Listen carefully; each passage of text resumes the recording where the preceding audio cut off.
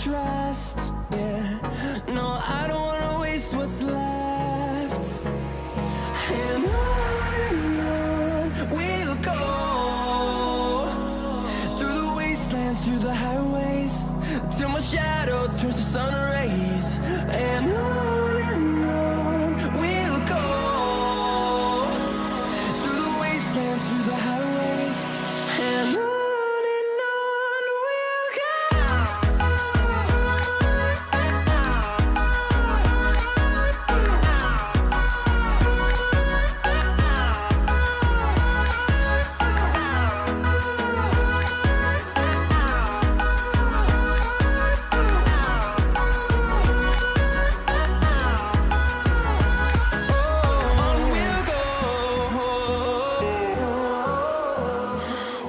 Does perfect even mean?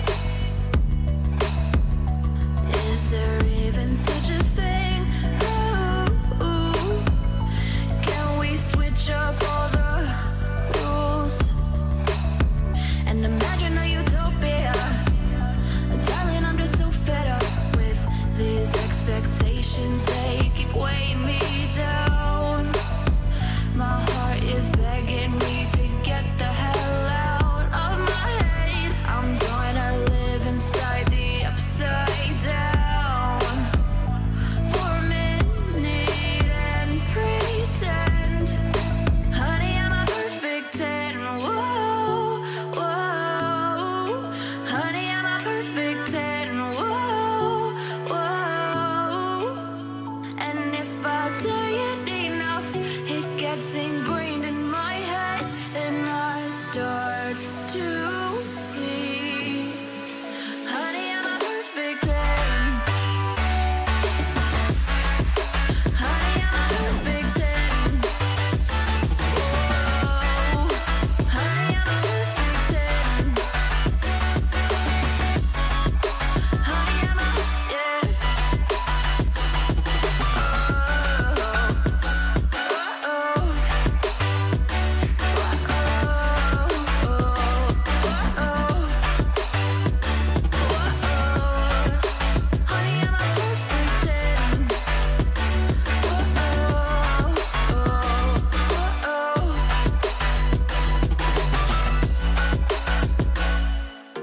I'm on my own, broken and alone. I feel the rain crashing down all around this empty town. I'm searching for the lost and found, but you don't care, you're unaware. Keep moving like the scars aren't even there. It's in the air like a blazing flare. Don't stare 'cause the flames will burn us. I thought you were the one for me. Why I gave you everything, held you close by the stormy seas. Oh, you meant the world to me. I used to kiss your head when you cried for me, hold your hand while the pain was over, keep you warm by the roaring sea. You meant the world to me.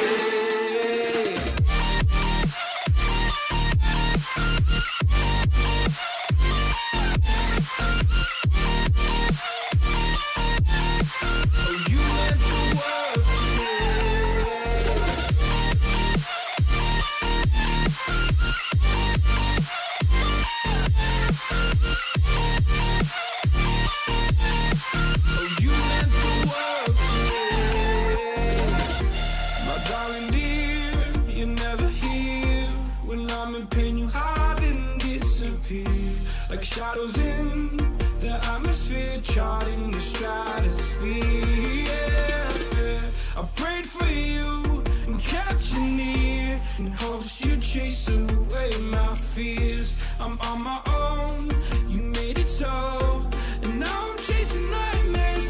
I used to run with you through the great big leaves, laugh at you when you laugh at me, hope for us because I believe the home was just you and me. I thought you were the one for me, that's why I gave you everything, held you close by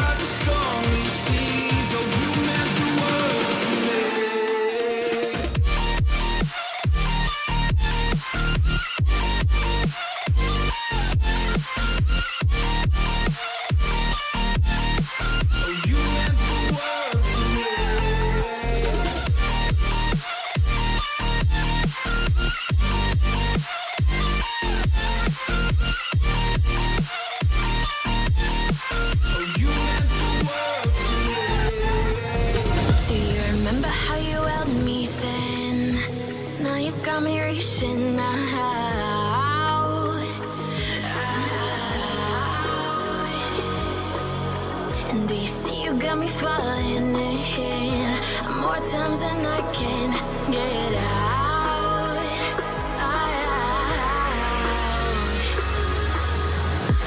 Down in the deep of my mind, I call for you and you're always inside.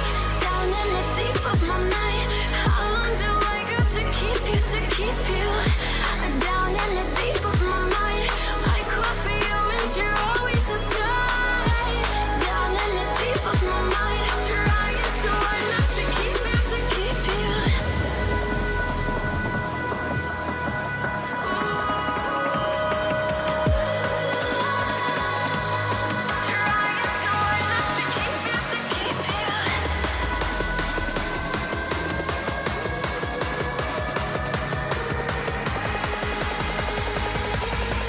How long do I got to keep you, to keep you?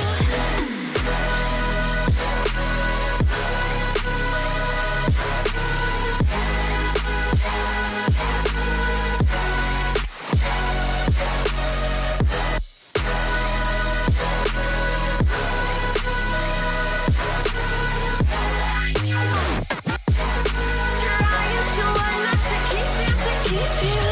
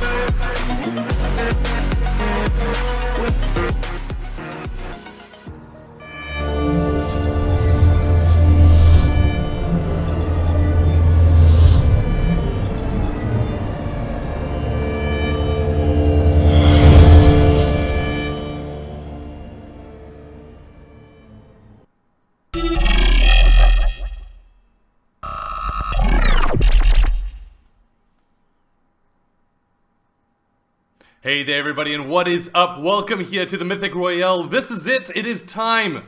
Iro for the finals, and yes, ladies and gentlemen, I brought the man, the myth, the legend himself, Iro, here today to join us in the commentary booth. Iro, how are you doing? You looking forward to the action here? Definitely looking forward to seeing what the players are capable of doing today on this beautiful Saturday. It's the Mythic Royale finals. I'm expecting some heat in the end games. Let's see how game one's gonna kick off. Who we're gonna be jumping on board in that end game hype. Yeah, well, that's a great thing, and we will confirm with you, ladies and gentlemen, that we do have the spectator tool available here today, so we'll be able to see that final circle action. But once again, a reminder that this is essentially a conclusion to the Mythic Royale season for 2020. What a year it has been. It has been a little bit of a head scratcher of a year at times, but we're just happy that we've been able to provide you with regular prize pool cash tournaments. From our side of things, Iro, I think we're very excited to see the conclusion of this series, but ultimately to see who stands out once again. And are there any kind of players that you're earmarking to keep an eye on in the tournament? Definitely your Travis Neymar, Woke Scara, and as well as a new upcoming duo that brought on heat in the competitive environment, which is Panda and Reject, a newly formed duo. So let's see exactly what they can do. They did win a major tourney just recently, or came second in it. And yeah, no, looking forward to just seeing those three duos dominate. It is, of course, duos here today, and that means that you've got you and your teammates, and that's it. I mean, we essentially started off the planning for the series to be a trios, but from community demand, as well as the advices of our council, as well as folks like Iro himself saying, hey, you know what, duos is where it's at. We need to be able to step into this one. Why do you think there's been such a pull for the duos community?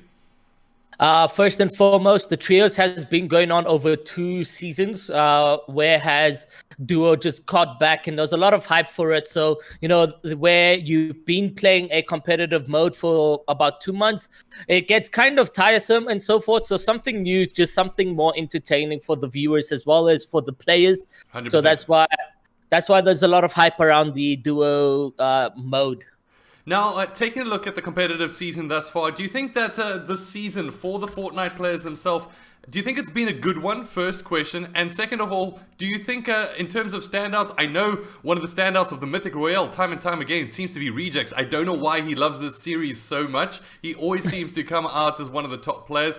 Do you think in terms of the series of itself that there's going to be a certain duo here today that needs to turn up? Because I think we've seen some big names not showing face enough in our Mythic Royales.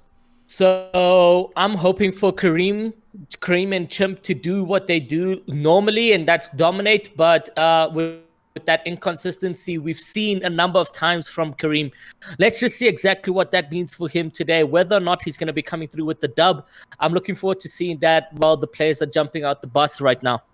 Yeah, that is true. As the players will be able to make their way out the bus, we're going to see exactly who we're going to be able to jump on board with. Let's make sure that we can get our mouse wheel out the way. I do apologize for that, ladies and gentlemen.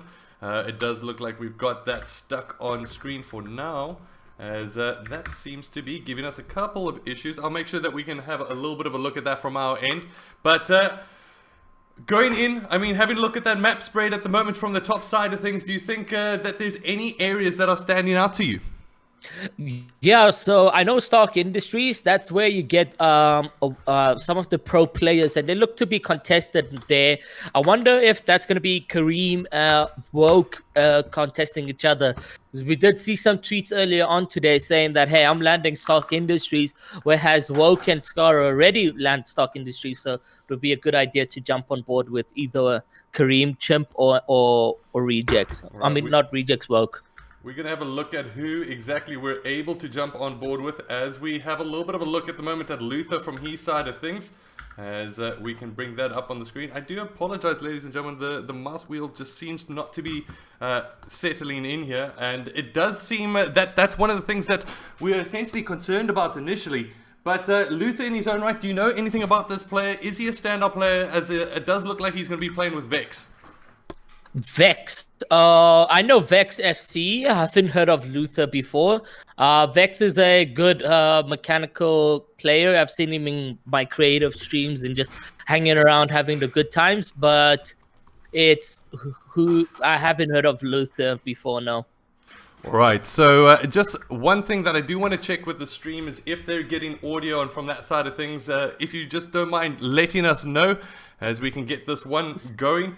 As at the moment, having a little bit of a look at the map from the top side of things, You mentioned a little bit earlier, one of the players that you wanted to jump on board with was none other than, I believe, was that Travis or Rejects that you wanted to jump on board with? Woke and Kareem. So, yeah, All right, so let's either jump on Woke board or with Kareem. Kareem.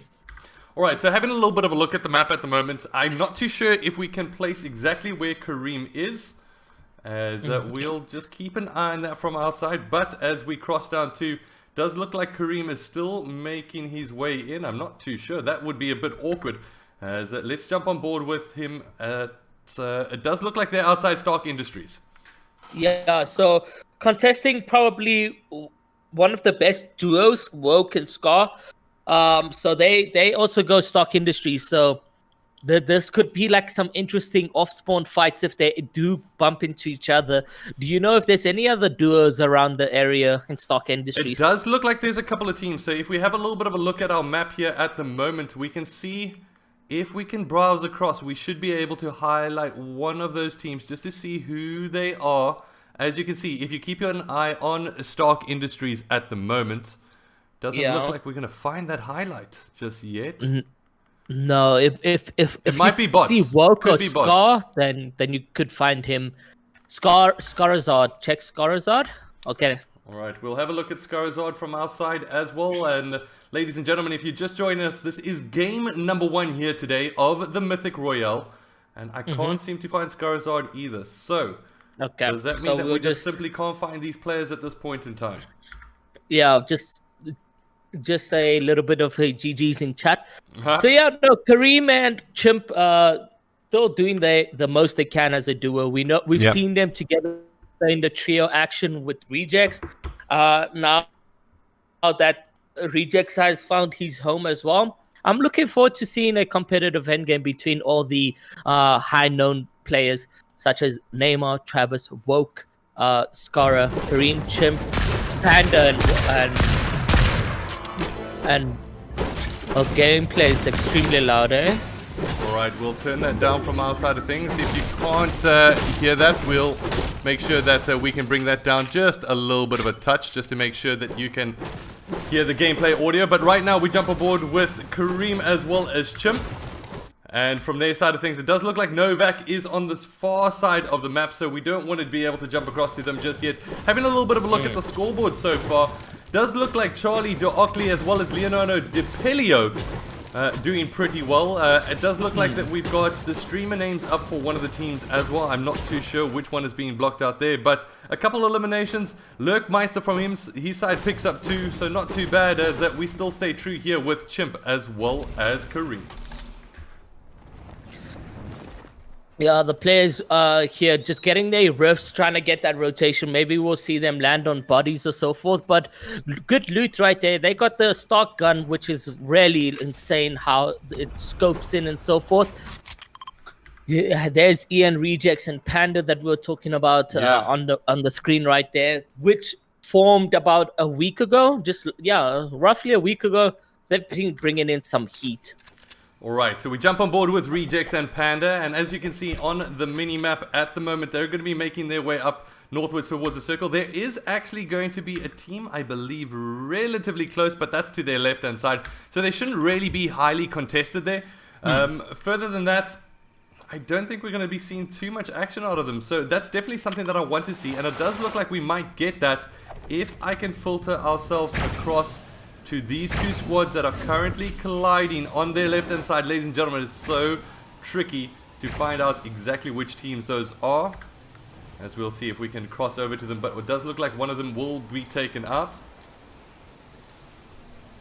Looks like they are going in some action right there. Alright, so is that Mr. Juicy? I'm not too sure. Furthermore, one of the players that, to be honest, has been waving a little bit hot and cold when it comes down to Bravado Bean. I mean, in terms of his performances thus far, has he been standing out in some other tournaments? So, Bean himself is a really good player. His duo Spooky, they had a decent run in one of the competitive tournaments in South Africa.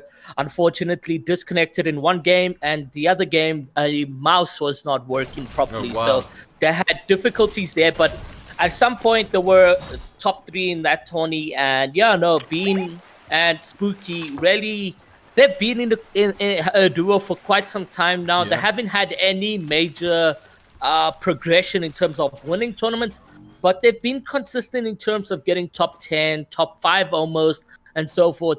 Just need that little bit of a push just to get that good game for them. Yeah. So let's see what they maybe today is their day. You know, maybe the last Mythic Royale Season 2 is gonna make them have that beautiful endgame. All right, so trying to get some sniper shots there at range, and not going to be able to connect with just much. One thing that I think they need to be concerned about is currently in terms of builds, they're still not sitting on really too much from either one of the players. So definitely something to consider. Yeah, I think they maybe landed the ruins. The ruins is not really the best place to be going right now. Not a lot of wood, no metal, no brick. Maybe you can farm the walls for some brick, but yeah, no, that isn't a suitable place for me to go. I wouldn't be landing there. But they use their rift. They're gonna be farming up the entire place where they're landing now, so they're gonna get their loot up. So that's good. All right, so it does look like Bojo, Fishy, as well as Simple Bojo getting themselves an elimination pretty much apiece. Now, Luca has, he's also been one of those players that I feel has blown a little bit hot and cold. He had some great moments in the previous Mythic Royale in October. However, stepping into this one, do you think that he's consistent enough to be able to come out in a top placement position? So the thing with Luca, he loves to rage too much. So if things don't go with him, he's gonna rage, and just that synergy that you have off the bat with your duo, it's not gonna be the same. So there's gonna be some difficulty if they do die of spawn or die mid game. They will set the tone for the duo as they have some difficulties at some times. But yeah, other than that, Gloves and Luca really do well when push comes to shove. All right, so we'll stay with them and see what they're going to be up to. It does look like they're at Dirty Docks. There is a couple of players lurking outside that area, and Gloves in his own right. Do you think he's stood out enough? Do you think he's a player that is a good partner for Luca? What does he bring to the fore? So Gloves, he actually came second in one of the most recent solo tourneys that the competitive tournaments in South Africa. So he's skilled. Yeah, Gloves is showing some progression. He has mainly focused on the content creation of Fortnite, but over the months that he's been grinding Fortnite, he's placed in a number of them. He's also done recently extra well. So it's just like that the tone they set for each other, because they're both good players. How they play today in game 1 will basically set the tone for the rest of the game. That's how I see it with Luke and Gloves. Is if it's a bad game, then they're gonna have entire bad games until the end of the tourney. All right, so at the moment, one of the teams that I'm going to jump on board with is Kareem. It does look like they got themselves a little bit of a spout of action. There's a jump pad, and it does look like they're about to get aggressive here. So yeah, at the moment, Chimps and Kareem standing out, trying to see if they can get their way in at the moment. Going to be able to knock down that cover. Kareem's working his way on the right-hand side. We'll get the shakedown. Let's see if that's going to give away the position of their enemy. So they do get that shakedown. It looks like the guy who was shooting at them was the duo partner. Yeah, in the bush right there. 50 feet through the bush. Can't hardly see him. Gets a beautiful crack on that guy's body, but also dealing quite a number of damage to himself. This should be extra easy for the duo together. Looks like they will be able to grab the dub right here. But the player hiding in the bush hasn't anything built yet. He's just relaxing there. Yeah, it doesn't look like he has anything built. But also on that far side, I believe if we take in a look, there are some more players heading up towards the top of this electrical at the moment. And that's going to be a little bit of a cause for concern. So they need to take this fight intelligently at the moment. And whoever is hiding in this bush is doing an absolutely phenomenal job of keeping Kareem as well as Chimp far away. And as it doesn't look like anybody's going to provide some oversight, they will get a couple of shots down. There is a third coming in from this fight at the moment. So really, really decent play coming in from whoever this bush camper is to try to stay alive, because it can't be easy. Yeah, definitely. Using probably his aim assist, I would say, to get those shots on Chimp right there. But yeah, Chimp and Kareem need to just push in right now, honestly. They need to just get that kill. There's that 41 wide. They don't want to get the third party, the elimination right there. Ooh, he actually gets sniped from behind. Oh, that what? could be Beam. Oh, it's Goliath Travis, It's obviously. Travis. Oh my goodness. Travis on height right there with that beautiful snipe, obviously getting that chimp knocked and eliminated. So Travis and Neymar right here. Let's see whether or not he hits this one. Oh, just missed right there. Just a little bit shy of the target, as we thought there was just only 1/3 squad coming on of this fight. Does look like Travis managed to sneak up from behind. They're gonna push in because they know Kareem is an absolutely massive target for them to take down. And let's see how the squad is going to be able to make their way forward. You can see from top side at the moment, those angles are going to try to get picked up. And Travis trying to go for the hunt down at the moment. Now finding themselves on lower ground, do you think that that was the right move, gathering the resources, going for that priority instead of keeping their positional play? So as you can see, zone has already been formed, so they've done a good thing to come down. So that's where the zone is right now. It looks like we're gonna have like a little bit of an ocean land zone for this game. Dirty Docks, where Luca and Gloves were absolutely lucky. They could have upgraded their guns to purple spazzes. I think they have actually. Yeah. So yeah, no, Travis, Neymar. Like I said, they're probably going to have this dub. They've been really consistent in all tournaments across the field.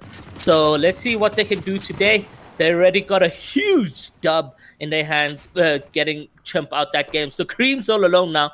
It's going to be the big question. Will Kareem carry Chimp right now? I don't know, that's going to be a difficult question to answer. I do hear gunfire, so I do want to pop off back to the action, but I did see in the top corner that Storms as well as Psycho essentially getting removed there from the game as they both get knocked down. Furthermore, Luca managed to pick himself, I believe, either 1 or 2 kills. That's one of the things that I want to see. If we can just have a little bit of a look at the scoreboard at the moment, it's 4 eliminations going for that ECL squad at the moment.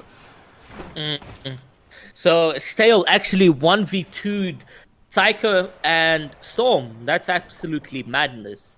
Yeah.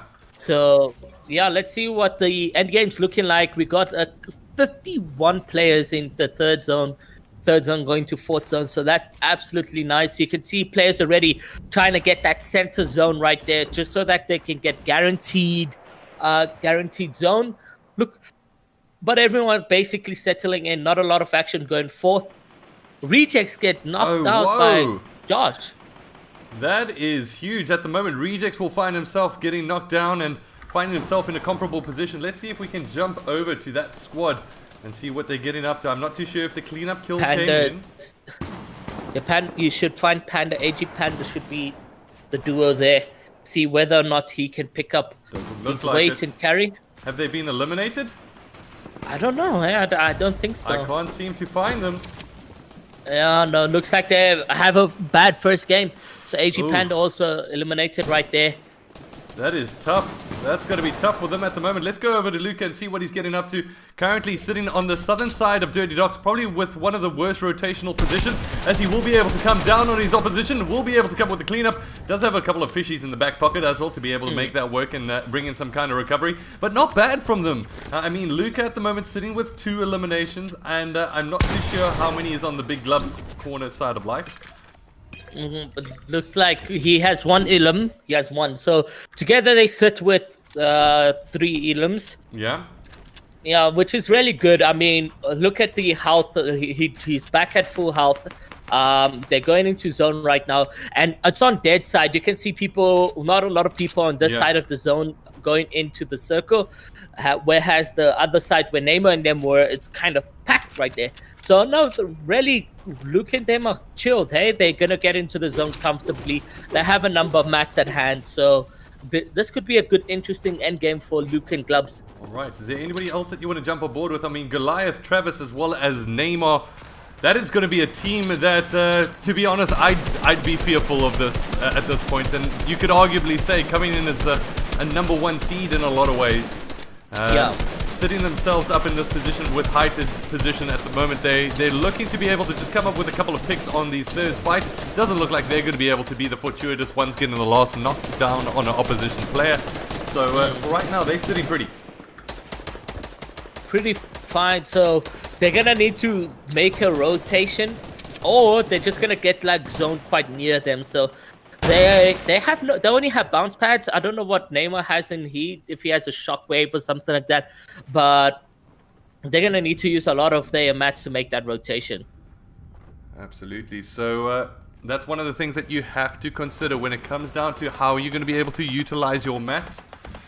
And that's something that I'm not too sure if everybody has played into consideration going into these final circles. It is some of the best teams competing here today, and this is only round number 1. We have only just begun here, ladies and gentlemen. 7,000 Rand in cash up for grabs, and we're heading towards some of the final circles here today. We've also essentially got a couple of boxes dropping down and seeing a lot of priority going in towards that circle on that southwest side. And that's something that all these players need to play into consideration. This next circle is going to be absolutely massive. I really am hoping that it does not go towards the eastern side. And yes, it does find its way towards the western front, where all those teams are super stacked. Yeah, so making that rotation, it looks like either Neymar or someone must have something. So Bojo, Fishy, and Piano still alive in this one. That's really good. Also with 4 eliminations. Wow. So yeah, no, good start to how they playing. But also a team that's found themselves on that outer rim at the moment. And this rotation is going to be absolutely huge. Let's just have a little bit of a look across the board. We've got Luca as well as Big Gloves. They're making their way through on what you deem to be the quiet side. However, it does look like their position has been found out. So this rotation is going to be ever more cumbersome for them. Does look like he's got a couple of minis in the back pocket. I'm not too sure if Luca is carrying that pot. Does look like he's got a couple of splashes just to help out his teammates, and that's great teamwork from the two. At the moment, they need to try and make their way towards this western side, and it does look like Luca does exactly that. Yeah, look, not even using that much mats. It was just that one annoying team on height, just trying their luck, honestly. So Punisher, Bruce, and the other players that were just on there, which Bruce and Wave 7. I don't know who that is. Do you know who Wave 7 is? I have no idea who that player is. Yeah, but yeah, Punisher Bruce also a really underrated upcoming player in the community right there. He's doing the most he can. I'm expecting some big things for him in months to come. He's going to be a player to watch out, but as of now, he's going to remain underrated. Bravado and Travis still with 1 elimination at hand, but in zone right now with 21 teams, guys. So 21 teams making their way right now.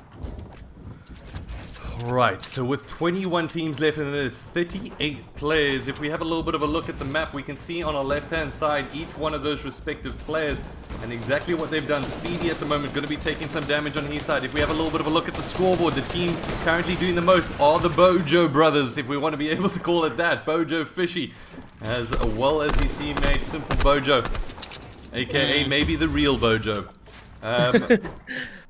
So yeah, the rotation here is going to be a bit difficult. A lot of players crammed up right next to each other. Spencer is top, gets eliminated. That is Conker's duo, if I'm not mistaken. So, yeah, Luke also picking up eliminations in there right there, which is really good. There goes the shockwave for Neymar and Travis, beautifully placed. Yeah. Neymar making his rotations as a solo. Travis just about to catch up right there. Let's see whether or not they can frag out and try get some 1 or 2 eliminations. Kareem's still alive. Kareem's still alive. That's really good. His work at the moment, managed to work his way at least into the top 20. Just trying to play this one quiet at the moment as he's all alone. And this is where resource allocation is going to be hardest hit on him, being a solo player going into these final circles. Whereas Neymar trying to get down the peg. It does look like Travis is going to follow up with a big shot, bringing down white damage at the moment. Who is going to be able to come out on top here? This is where it really gets interesting, ladies and gentlemen. And this is where I kind of feel we need to dive out and just have a little bit of a perspective look at what is happening around here. Oh, it is all close quarter fights at the moment as Cobra will get knocked down. We jump on board with Neymar as well as Travis, who are keeping themselves moving on this lower side. At the moment, resource utilized. I mean, he's only really got some brick and wood to be able to work with, whereas Wave 7 is still very much alive. Kareem doing well to stay in it as well. So this is where we see teams get knocked down. Luca gets removed from the game. Yeah, so Punisher Rage manages to pick that up. Neymar picks up elimination right there on Speedy as well. So really, they're going to be refurbishing their mats right there. Kareem picks up Stale, which is really fantastic stuff for him as well. But his mat count is really low. He sees a player just in the region there, breaks his shield. Will he get the knock? He does get the knock on Josh. He got the mats right there. He's going to be really comfortable, really doing the most. 3 elims at hand right now. Even has a solo. Uses that shockwave to grab height. Will he be on ultimate height? He does have ultimate height as a solo. He's going to be trying to secure that. He does have 190 max, so he can play slowly right now and just basically try and pick up more elims at hand that he can do. Let's see exactly what this means for Kareem right now. Will we see the Kareem bounce yet again? I mean, he's got the shotgun in hand. Let's see if he utilizes it in that final circle. At the moment, we are down to the top 6 teams, and somehow Kareem, the narrative has been he got left alone as Chimp got knocked down by Travis early on. However, Travis, he might have himself a little bit of a rivalry up against Kareem here, because I believe he's very much still in this game as well.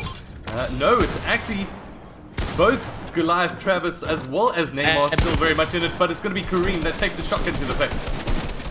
Yeah, Kareem and Neymar actually just bumped shoulders over there. He goes, uses the shockwave, but that shockwave goes way out of zone. He does got floppers to sort of catch the zone again. He's left to be a spectator at this point, Kareem, as he's not going to be able to fight his way back into the circle, it doesn't seem. I mean, he's got some resources. Will he come up on the low side here? Will he be able to find his way back in? He only has an inkling, a little bit, a smidgen of health, but it's going to be Neymar and as well as Travis. But Travis, is he dead? It does look like it. Neymar gets left alone. Yeah. So Neymar picking up that elimination on Kareem as well, just because he dealt a little bit. Travis and 220 to the head. Neymar with the fantastic pump shot right there. 2 players against one of the best players. Let's see exactly what this means for Neymar right there. Neymar works his way in top. He gets a shotgun shell to the opponent's face at the moment. Tries to work his way higher. Gets himself 100, but Neymar gets taken out in 2nd place. And our winners, unfortunately, I cannot say that name fast enough. It's 96932534420. Yeah, so they will take some the players win. using anonymous mode over there. So we don't know who won, guys, but we'll be back with game 2. We'll make sure that we keep you guys posted on the score front. I'll also ask our admins to ask them to remove anonymous mode from the game. And for right now, ladies and gentlemen, we're going to cut to an intermission. We'll be right back with game number 2 after the break. Cheers.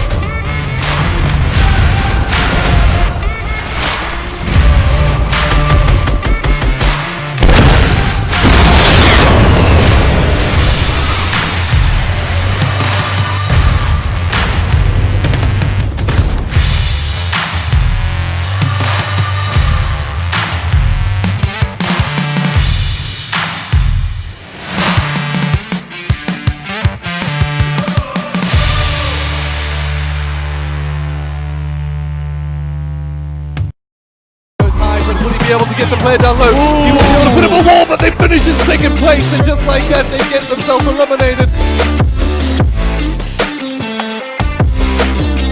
Ooh, he actually runs out of max and he falls 4 damage. That is definitely not the gameplay coming in for Husky. And the turn looks like 7. How did I miss that, bro?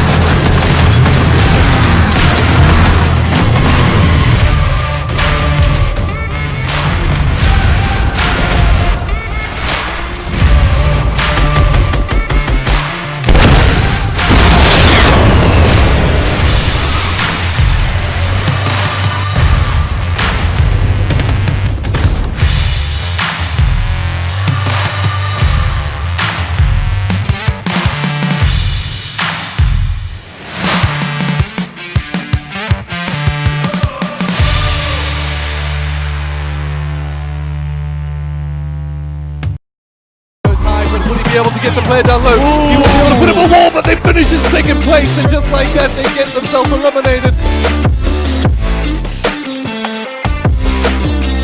Ooh, he actually runs out of max and he falls 4 damage.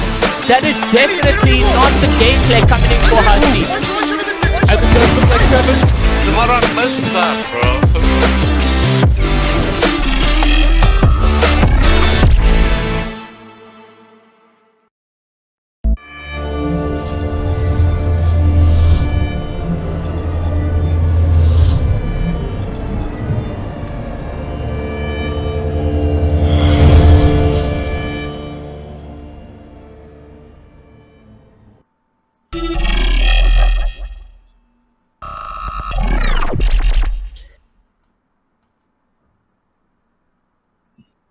Hey, what is up everybody, and welcome back to the action here of the Mythic Royale, and I'm here joined by the delightful gent himself, Iro.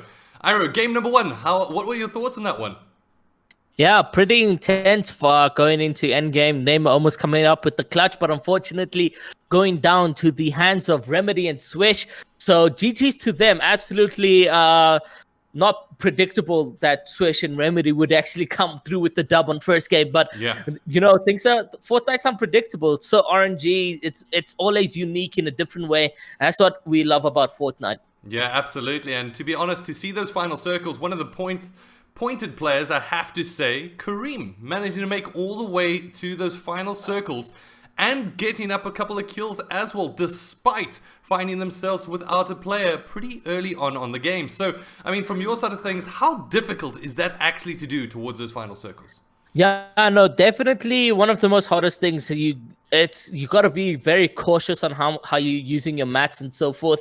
Each who you go for in terms of killing, because you may jump in someone's box that has a duo in that box and so forth. So he played it safe, got kills from a distance. We did see him shooting and killing people from a distance. So he played that very smart, played it very slow. Unfortunately, the Kareem bounce didn't go in his favor and actually got him into the storm. And yeah, fortunately, he had to die, unfortunately. So yeah, no, but absolutely well done for him. He got a number of placement points as well as eliminations that kept him in the run for top 3. So let's see what he can do with Chimp Game 2. Hopefully Travis won't be sneaking behind with the sniper. Who would have thought that the Kareem bounce actually has a negative side to it from time to time? I mean, he got himself knocked off of essentially that hill from top position and tried to work his way back. Unfortunately, there weren't enough fish along the seaside. But I'll tell you what, there's a bunch of fish for these players to be able to shoot out in game number 2. And it does look like we're just about ready to jump off of the battle bus. I'm just doing a double check. Does look like we can start this one off. And as well, ladies and gentlemen, this is game number 2. If you missed us in game number 1, it was very, very intense. But game number 2, a different ball game altogether. This is where consistency really reigns through. I mean, a couple of players had a bad start, and one of those players we mentioned right in the beginning, Rejects & Co., doesn't look like they actually got off to what we would have predicted from game number 1. Yeah. So I don't know who they died to, but they do go. Wait, Rejects own them. Oh yeah, they died to Josh and Paulio. No, definitely unfortunate. Oh yeah, no, GG's to them, but they can always get a comeback going forth. Let's see what that means. But Woke and Scara as well, also one of the best duos in South Africa, not making end game or mid game. So let's see what happens off the bat for these 2 duos that are quite relatively high in terms of these duos are good. So let's see exactly what that means for these duos. Will they come back with a absolute banger, or will they have a bad game? Let's see what happens. We're gonna have to wait and see. Let's see what happens indeed, as it does look like the players are going to be making their way off of the battle bus at this point in time. Just trying to see if we can bring up our team screen, and will it hold? Doesn't look like it's going to play nice with us here today, unfortunately. As it does look like we've got essentially a trail that will be making its way from east to south west. And at the moment, it looks like we're going to have pretty much the same for a lot of these players. Now, jumping off the bat, there's a couple of players that you wanted to jump on board with previously. Who do you want to be able to check? Scarazard and Woke. Right, go down. see. I just saw their name. All right. Downer, downer. You should see. Yeah, so Scarazard and Woke. There we go. So they went Stock Industries. We can see them there right now. And it could have been that they maybe died to pots or something. but they land Stock Industries every game regardless of the situation. So does Kareem and Chimp. So what does this mean off the bat? Will they be meeting each other, giving each other the most difficult fights ever, or what will happen? I'm kind of concerned what happened game 1. Did they die to Kareem and Chimp? Is the question. They look to get the bat on the fight quite early right now. So let's see what this means. Alright, let's see Using a lot of their gunfire to just try get some targets on Chimp and Kareem. Because I know that's them there. We saw them early game 1 as well in Stock Industries. Alright, and a couple of golden weapons off the bat as well, as it does look like they've gotten themselves some decent loot to be able to start with. I mean, what is your take on the AUG at the moment? Do you think it is one of the most powerful guns in the game, or do you think it's has a better priority use? So, on controller, it is OP and Scar is a controller player. Yeah. And it's got a more aim FOV or POV. So when you aim in, it aims in really good. Does look like Psycho is going to get some shots down on Luther at the moment, as the battle will go down between Iron Man and Scarazard. It's the battle of the ages, ladies and gentlemen. As Iron Man, Tony Stark, unfortunately, looks like Scarazard is just a little bit better than you, good Avengers, sir. But for right now, nothing too crazy happening, as we can have a little bit of a look at the scores. Mr. Juicy, Nike, both picking up an elimination apiece. Ian Storm, as well as Psycho, getting an elimination, as well as Vibes. They'll be the players on the streets at this point in time. So going early for that Stark vault right there, which is really good because they come in. Oh, almost dying right there to the bot. But yeah, they come in early with some pumps. Hopefully they do get some pumps this round. Looks like they'll get no pumps. Oh, that's weird. Okay, so yeah, no, the Stock Industry is known for its purple pumps and gold pumps in the vaults. Yeah. Fortunately, just not this round. The RNG is not with them this tourney. Dying off the bats in game 1. Just getting the most horrendous loot in that vault as well. So let's see what this means though. Right, so going forward at the moment, Scarazard as well as Woke have essentially those two players on the far side of Stark Industries just to be concerned about as they look to rotate their way out. They're relatively content, I don't want to say happy, with their loot at the moment. However, on the top left hand corner, it does look like Reefsy, Shimo, as well as Ray's going to be able to pick up a kill. Shimo's going to be able to take down Hope as well, so not too bad of a start from them. Now, moving along forward, I think it's going to be mandatory that we check in with Travis as well as Neymar. Got themselves off to a little bit of a flyer early on, and it does look like, once again, they're going to have that #1 placement in terms, at least, of where we can find them on our counter. So, as that comes through, we're just waiting for that screen to load. There we go. Neymar as well as Travis. It does look like they've made their way towards Sweaty Sands, and that's not going to be too far outside the circle, so not too many concerns when it comes down to the rotations. Yeah, so leaving Neymar and Travis home, Slurpee, they've now decided to switch out their drop a little bit and going Sweaty Sands. So they've been going Sweaty Sands for about a week now. Doing really well as well. It doesn't mean whichever POI they go to, they're going to be really, really dominating either way, because it comes down to their skill level. Now, Travis and them needing a little bit of blue shields right there. The loot's looking really decent. They got rotations again for this game 2, so let's see what that means for the duo that. What position are they on the leaderboard? Do we know? I do believe that our team is currently checking the leaderboard at the moment. I'm just having a little bit of a look at the chat. One of the teams, unfortunately, registered 60 points, even though that wasn't their final score. So that's the Punishers trio currently registering on top. But they, in fact, finished with 25 points. So our team's just looking into that, whether they submitted the wrong scores or what happened on that side of things. But from the points that I believe are correct, we've got no Marauders on top with their win a little bit earlier on. Then we've got Bojo as well as Piano with 52 points. We've got NN with 48 points. I'm not too sure. Let me just quickly have a little bit of a look. That's Nightclo as well as Novak. And then we've got Living L2 with 44 points, and not too far behind Vibes and Matt. Living L2, that consists of Travis and Neymar, which you have on screen right now at the moment. Yeah. That's not bad. That's not bad. They can definitely...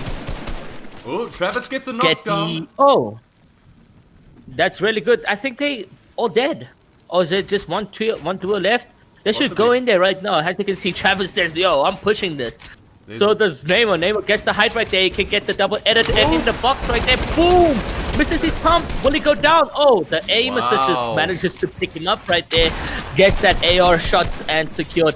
You'll be getting that elimination. Almost dead though. Yeah. Literally just about to die in that spectrum right there. But Travis looking really good right now. Yeah, there's one more player there. I do apologize as I get my screen just sorted quickly. Does look like there's one more player on the low side here, as it is Travis trying to make his way in. As we can see, Neymar trying to hunt this player down on his lower right-hand side. Neymar's going to fall ever lower as the hunt will continue. This player's left all alone, trying to bail out of this situation at the moment. Yeah, so Neymar just catching up with that shockwave that was shot at Travis and Neymar right now. So Neymar uses his shockwave just to push in on the player right now. Does get that elimination right there. So beautiful 2 kills off the bat, 3 kills off the bat to go into endgame. That's going to be so juicy for them because they did play relatively slow in last game and started picking up their weight towards the end game, which is always the best play for me, where you secure your placement points as well as eliminations in game 1, game 2. And then you can start picking up on pace in terms of elims if you're not doing well. But really, this is the strat that you want to go with. Neymar and Travis looking really comfortable for game 2 with already 3 kills and top 5 already. So let's see what that means for them. I see Lurkmeister and Warrior. I'm not too sure. I'm just trying to find exactly just outside of Slurpee Swamp. We've got an interesting fight, and that's going to be Daymeister currently just outside, as it does look like he's got his teammate making that push. Whereas on the top left hand corner, Rejects is going to be able to get it down and knock on Sleazy at the moment. The Meister spots out the opposition, and this is going to be as well as Havoc. So do you know anything about these players currently on screen? Yeah, so Daymeister is actually Punisher Deimos. You probably know that name now, Deimos. Yeah, Deimos. Yeah, so Deimos is Daymeister, and Havoc is you could say it's like he's a chosen one because of how good he is mechanically. Yeah. So he's coming up in the community in terms of his mechanic skills and so forth. I haven't seen these two really have their showdown in terms of dominating, but Deimos has been in the community for some time. People know who he is. Himself as well, still trying to find that pop-up time. So big Trying to get a beam on there, but unfortunately, KBM aim not with him. Yeah, for right now, not going to be able to come up with those snaps, as it does look like both teams basically give each other a handshake and go in opposite directions and say, you know what, this one's a little bit too close for contest. We need to get our resources, we need to get our weapons in hand, as well as our meds and pots. You know, you got to make sure that you've got your resources in priority at this point in time, as they decide to go in opposite directions. Let's bring up the map yet again and see if there's going to be any other teams that will be heavily contested. I'm noticing that there's a team in light blue on that top left-hand corner, and that's going to be Bravado Bean as well as Spookmeister that might find themselves in a little bit of a competition. I believe that's them just outside of the ruins. No. No. Yeah. So that's purple, yellow. That's Goliath Travis as well as Neymar again, actually on the top left-hand corner, who find themselves getting into yet another gunfight. So could you say that they W keen at this point in time? I'm not too sure. I'm not too sure. Hey, they look like they've seen some people, so maybe they got a tag of them.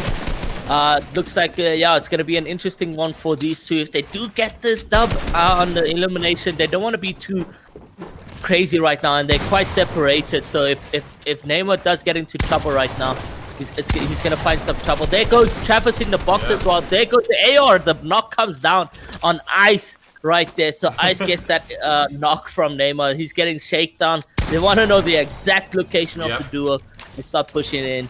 Okay, so 4 kills for both players right now. Really not bad. This is going to be good for them. Like I said, you know, if they can actually get into that end game as well and start doing what they did game 1, this is really how to secure your first place position. So this is one of the questions that I wanted to ask you, all right? I mean, we've got a number of Bravado players. We've got... And this is where maybe Fortnite's a little bit different from other scenes. I mean, competitive play, we see a lot of change in terms of the amount of players that we're playing with, whether that's trios, solos, duos, whatever it might be.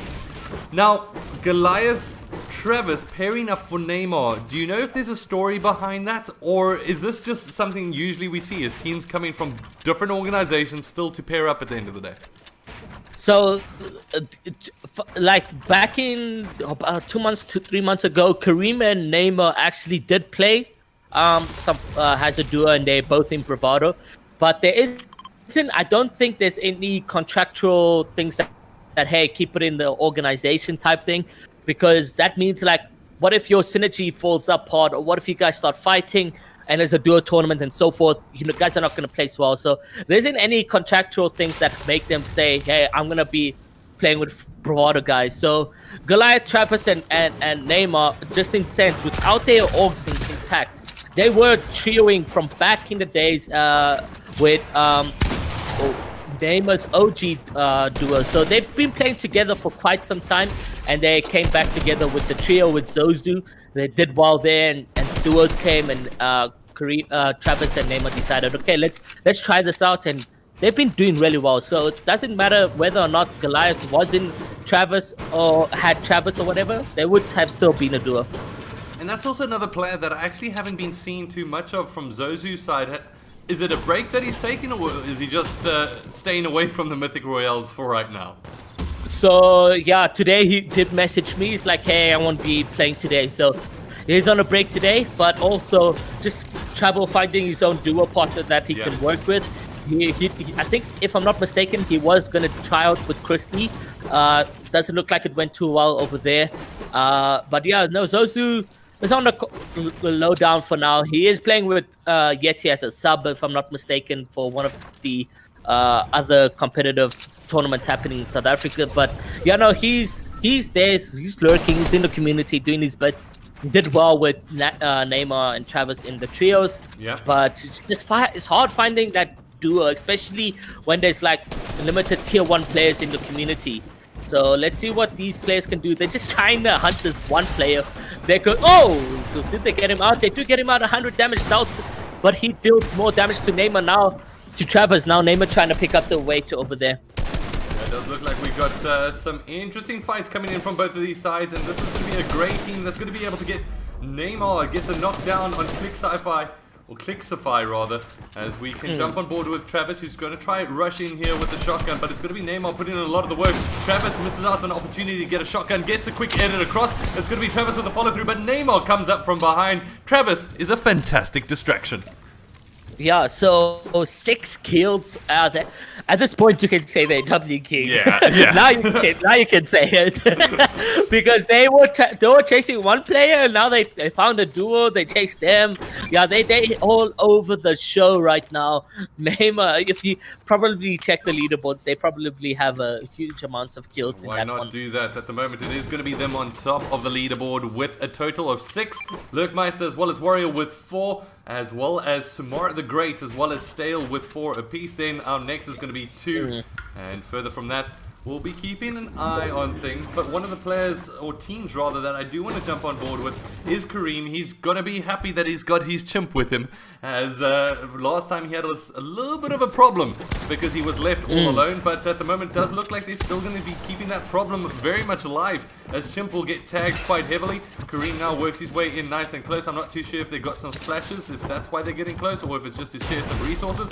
But some shots will get put in at range, and Kareem will rely essentially on the Chimp bounce, if we're going to be able to call it that, to get out of that situation. Yeah, no, so I think they're having some difficulties as a duo today. I don't see that synergy together. Things are playing slow with Chimp's side. Maybe the warm-up didn't come into play, and we will see what happens over today on social media. You know, that's where a lot of people like to vent how their day is going. So if Kareem sends out that tweet, we'll know it was a bad day for them as a duo. But let's see what Chimp and them can do today. I mean, like, it's really good that he did get those placements in elims, because he's 7th place as a solo. Now that he has his duo, maybe they do pick up on more elims towards endgame.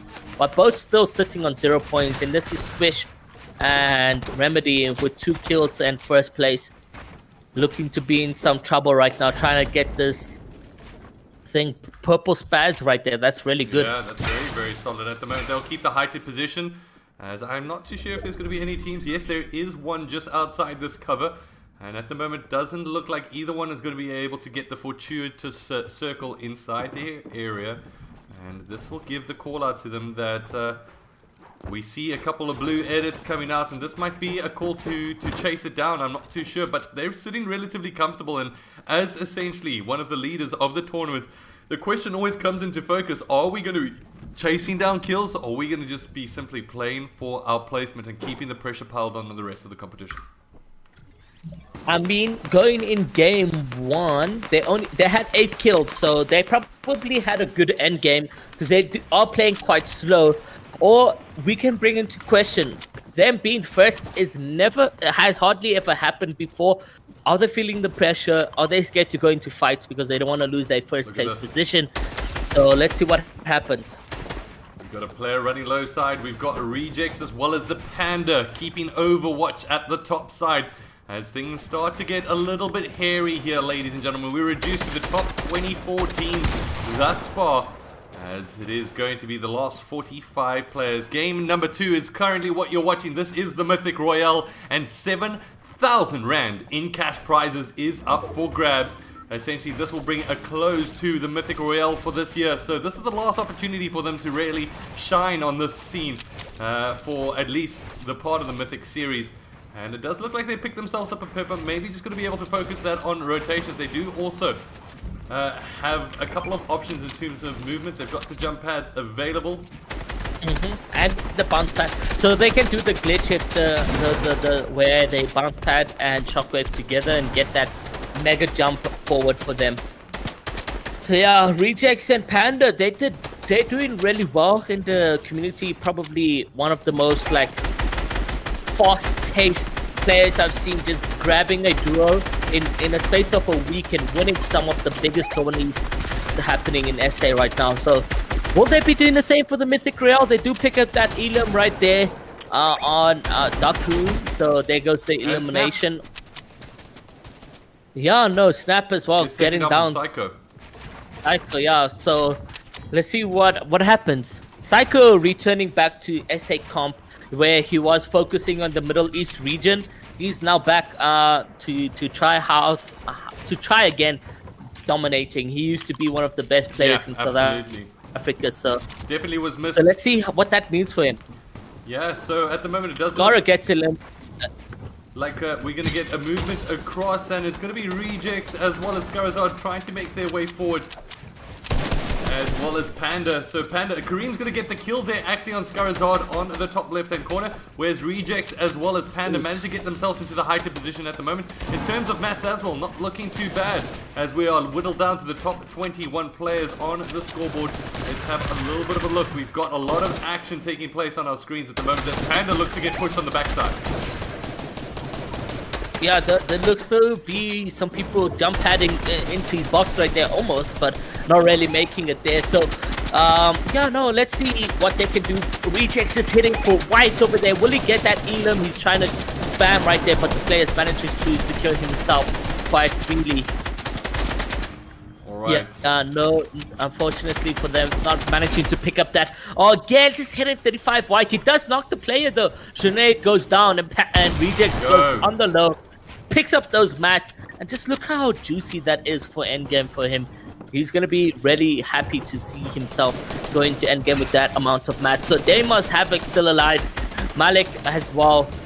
Number of players still alive in this one, guys. Let's see what they can do towards endgame.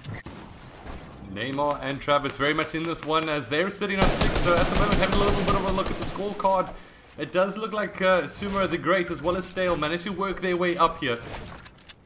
And we've got Bojo and Fishy at the moment, one of the top placed teams currently in the tournament. They've got a bit of work to do though. They're not sitting too pretty in terms of the limbs. Yeah, so last game having the most limbs in the game 1, now just being really slow on the thing. Again, not being too aggressive, but they picked up most of the elims towards endgame. So let's see what that means. How's Luke and Clubs doing, by the way? Are they still in the game? We can have a little bit of a rotation through. Let's see. We are currently going through all these things. It doesn't look like they are. Looks like they Oh currently out no, of it. yeah. Having a pretty tough game right there. So Vibes picking up at Elam, Ian picking up at Elam on Havocs. We just saw him alive now. But Storm managing to pick up an Elam on Havocs right there. Ooh, Savage takes a massive shotgun to the back, but he will be able to work his way through that. Chimp at the moment is going to be able to pick down Storm. Let's jump on board with, I believe this is Psycho that sees his teammate getting knocked down. Will be able to utilize that pad to be able to get out of that environment. At the moment, it does look like we have a damage threshold in play as well. Ooh, no, the jump pad doesn't work in his favor. Has to utilize it yet again. So as a solo player, he has roughly good enough match to make the rotation. Still has bounce pads and so forth, so he can make quite the distance there. Woke still alive in this one, whereas Skara was eliminated. He does pick up in Elams as well. Sumer the Great is finding himself in a very difficult situation. We'll throw down a couple of flashes just to be able to keep it alive. How has he managed that? Still out of nowhere, still stays in, but gets eventually knocked down. He's got his teammate there in support, but it's not going to be enough. Sumer the Gate leaves it down to Stale. Both of those players getting knocked down. Travis picking up an Elam on Day. Bravado Kareem as well. Travis doing the most. 5-10 Elams, and the game's not even over yet, boys. Dude. This is what we like to see from Travis and Neymar right here. What a fantastic game for them that's going, and this just means first place, easy placement for them. If, however, they do stay alive and keep dominating the way they are. Players on height, I'm assuming, is Rejects and Panda. Just spraying down on Travis and Neymar. Let's have a little bit of a look. I can't seem to find them. Yeah, there we go. There's Panda as well as Rejects there sitting top. You predicted that one well. As at the moment, he's going to be able to edit his way down. It does look like Matt Bully gets Lurkmeister. And there's going to be a jump across at the moment from Panda. Great rotations here coming in from him. At the moment, doesn't have any help to be able to work with. There's no fishies to be able to get in. But Neymar will get knocked. And that means that they're going to find themselves for the first time in a difficult position in this game, where they have essentially been controlling the battlefield throughout. Yeah, but that Woke is doing the most as well as the solo, because I believe his partner Skara did get eliminated. Travis is dead as well, so somehow managed to pick up Travis in the rotations right there, and then obviously dying to Storm, but Reject happily in a position to be on height with 200 HP. Psycho still alive with 5 Elams. Wow, that's good. That's really good. Rejects jumps down. Will he be able to come up with the follow-up? No, he gets knocked. Will he be able to come up with the health? Oh no, the health! From my side, it looked like he got it in time. Unfortunately, it's not going to be enough. Panda gets left alone here in this position at the moment. We've got Rejects on low side, and this is going to be 7. Still very much in this one. He's got 1 elimination in the back pocket. Bruce, unfortunately, gets taken down. He tries to edit his way in towards the backside. Comes up with a shotgun shot against Woke to the face. Woke absolutely got bodied by 7 right there. He didn't know where 7 was at all. Nyko at the bottom right there, trying to do the most with his team. So Novak and Nyko still alive in this one. Gets the 100 shot. Unfortunately, no. He gets eliminated by Panda. Panda gets the dub on this one. Double shotty to the face is what does the trick. And Panda has every single right to celebrate that one. It's Panda and Rejects coming up with a win in game number 2. Alright, ladies and gentlemen, we'll be back. No, that was fantastic. In just a second. Iro, I'll catch you in just a bit in game number 3. We're going to wait before that kicks off. We'll see you after the break.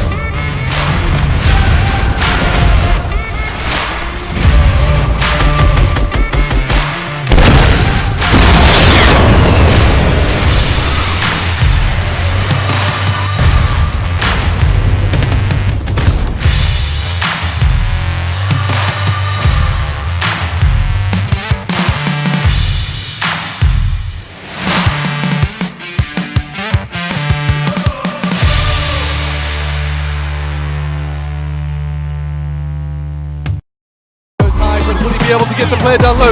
He will be able to put up a wall, but they finish in second place, and just like that, they get themselves eliminated. Ooh, he actually runs out of mats and he falls 4 damage. That is definitely not the gameplay coming in for Husky. And it does look like 7. The Moran missed that, bro.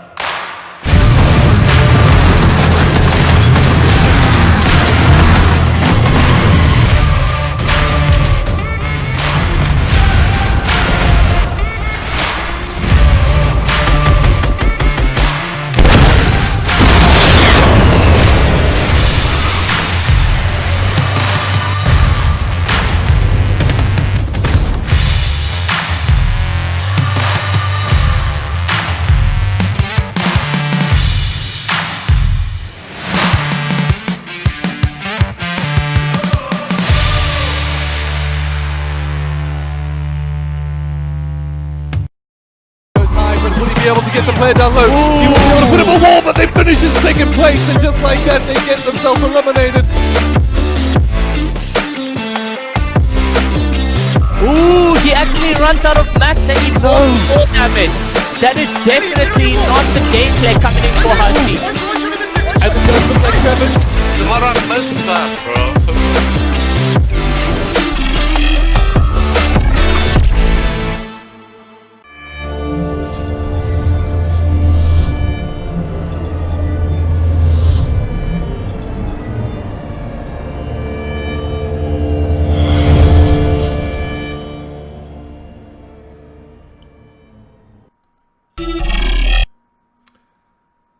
Hey there everybody and welcome back to the Mythic Royale, where today we're about to jump into game number 3. Ooh, number 3 out of 5 as I'm joined by Iro here today.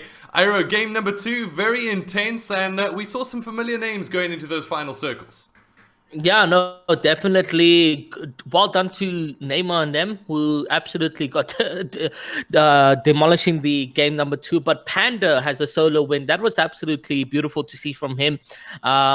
Looking forward to see how game 3 goes. Woke as well was doing the most towards end game, but unfortunately found himself in a predicament. Absolutely GG's to everyone. Niklo as well, making his way all the way to second place with his team Novak.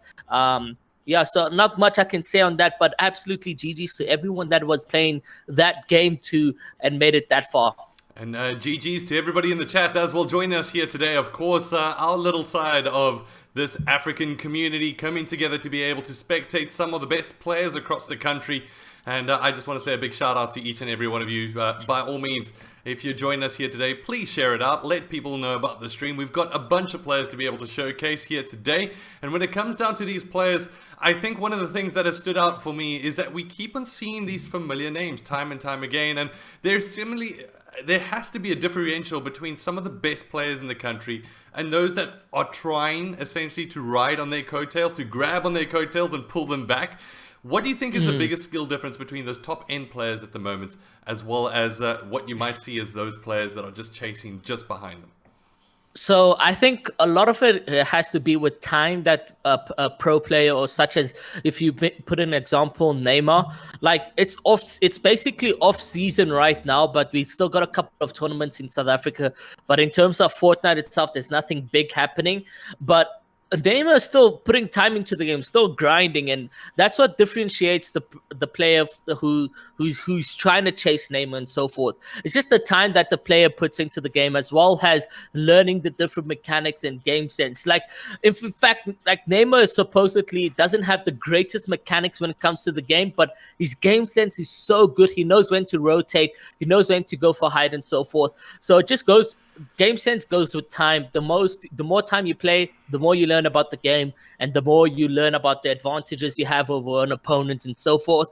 So for me, I just think the thing that makes a good player good is just time that he puts into the game. As with anything, practice makes perfect. All right, there you heard it, ladies and gentlemen. Put in some more time, and I'm sure you'll reap the rewards. And it's also, I think, just making sure that you're consistent, reviewing yourself. What do you need to be able to work on? What do you need to be able to change?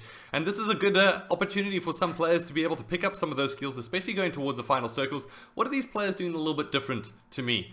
And right now, it does look like we've pretty much got all the teams readied up and good to go. So without further ado, I'm going to hit that start button from our side as we jump in to game number 3 here with the Mythic Royale. And remember, and a reminder, that this is essentially the very last of the Mythic Royale tournaments for this calendar year for 2020. We've essentially had the second season where there's been 30,000 Rand in cash being handed out, and now today we're finishing that off with 7,000 Rand in cash. Before we jump into that one, I just want to say a big shout out once again to everybody joining us here today as we get ready to jump onto the battle bus and into game number 3. Iro, I have to ask you the question, who do you want to jump on board with first? Let's jump on board with Woke and Scara. I think, again, maybe there might be something there. Let's jump on them. And then later into the game, we can see how Travis and Neymar are doing there as well, because they might just be picking up their weight again. But yeah, let's see the leaderboard as well. Who do we have in first? Oh, okay. We can have a look at A that couple side of different things. names in first place now. All right, as it does look like we're about to have the first players jumping on through. Let's bring up the map and just have a little bit of a look quickly. So, did you say that you want to jump on board with Woke? Yeah, Woke and Skarzard. Alright, so having a little bit of a look at the battle bus drop off, we're going from a southerly to northerly direction. At the moment, we're going to be jumping on board with Skarazard as well as Woken. Iro, from your side of things, I know you were having a little bit of a look at that scoreboard. Is there anything that stands out in this point in time? So actually, Novak and Nyclo in first place and Living Out 2 in second place. Not far off actually, just 5 points behind the player right there. It looks like Woke already picking up an Elam as they tried to get off there and just hitting the player for 39 twice. 3 times. Does he get the knock? He does get the knock. Oh, that's Chimp. Chimp and Kareem in a tough situation right there. Whoa! That is absolutely massive. Will they be going for that pickup? It does look like so Chimp does get the Elam right there, and there's Kareem trying to get the distance away from that area, but doesn't look too good for them, man, honestly, because from here, where do you go as a solo player, complete solo? You're gonna run into players as a solo in early game. It's tough one. They do got 3 Elams. Did they pick an Elam on Kareem? I'm not too sure. I'm going to quickly have a little bit of a look at our eliminated players list. Just to see who is sitting on that side as we go all the way to the bottom here. We've got Chimp. Okay. So Kareem is still in this one. It does look like he's left alive. I do want to jump on board with Kareem just to see what situation he's in. At the moment, when it comes down to Arena, please correct me if I'm wrong. We do not have revive cards available, right? So there is a revive card, but unfortunately he didn't get to grab it because they were shooting at him. So he was just trying his level best to get out of that position. But like, what are you gonna do right now as a solo player? Like, we did see him do really well game 1, but game 3, off the spawn, it's not even mid game yet, and he's a solo player. So let's see what that means for Kareem, whether or not he will do the most, or will he find himself in tough position. Alright, we're going to have to wait and see, but this is very unfortunate for Kareem right now, who will get pushed right there. He's got a shotgun available to him, which is, ooh, just like that, he'll get knocked down, and that's Kareem eliminated, and Cobra comes out on top of that one, so a big one for them. He's even going to celebrate that one for good work. He knows how important a kill up against Kareem is. Yeah, definitely. GG's to Kareem. He didn't see that one coming as well. All he had was a comeback which deals penny damage to an opponent. So, yeah, no, tough one for Kareem and Chimp, who on the leaderboard was sitting 7th. That is going to be a drastic push down on the leaderboard right there.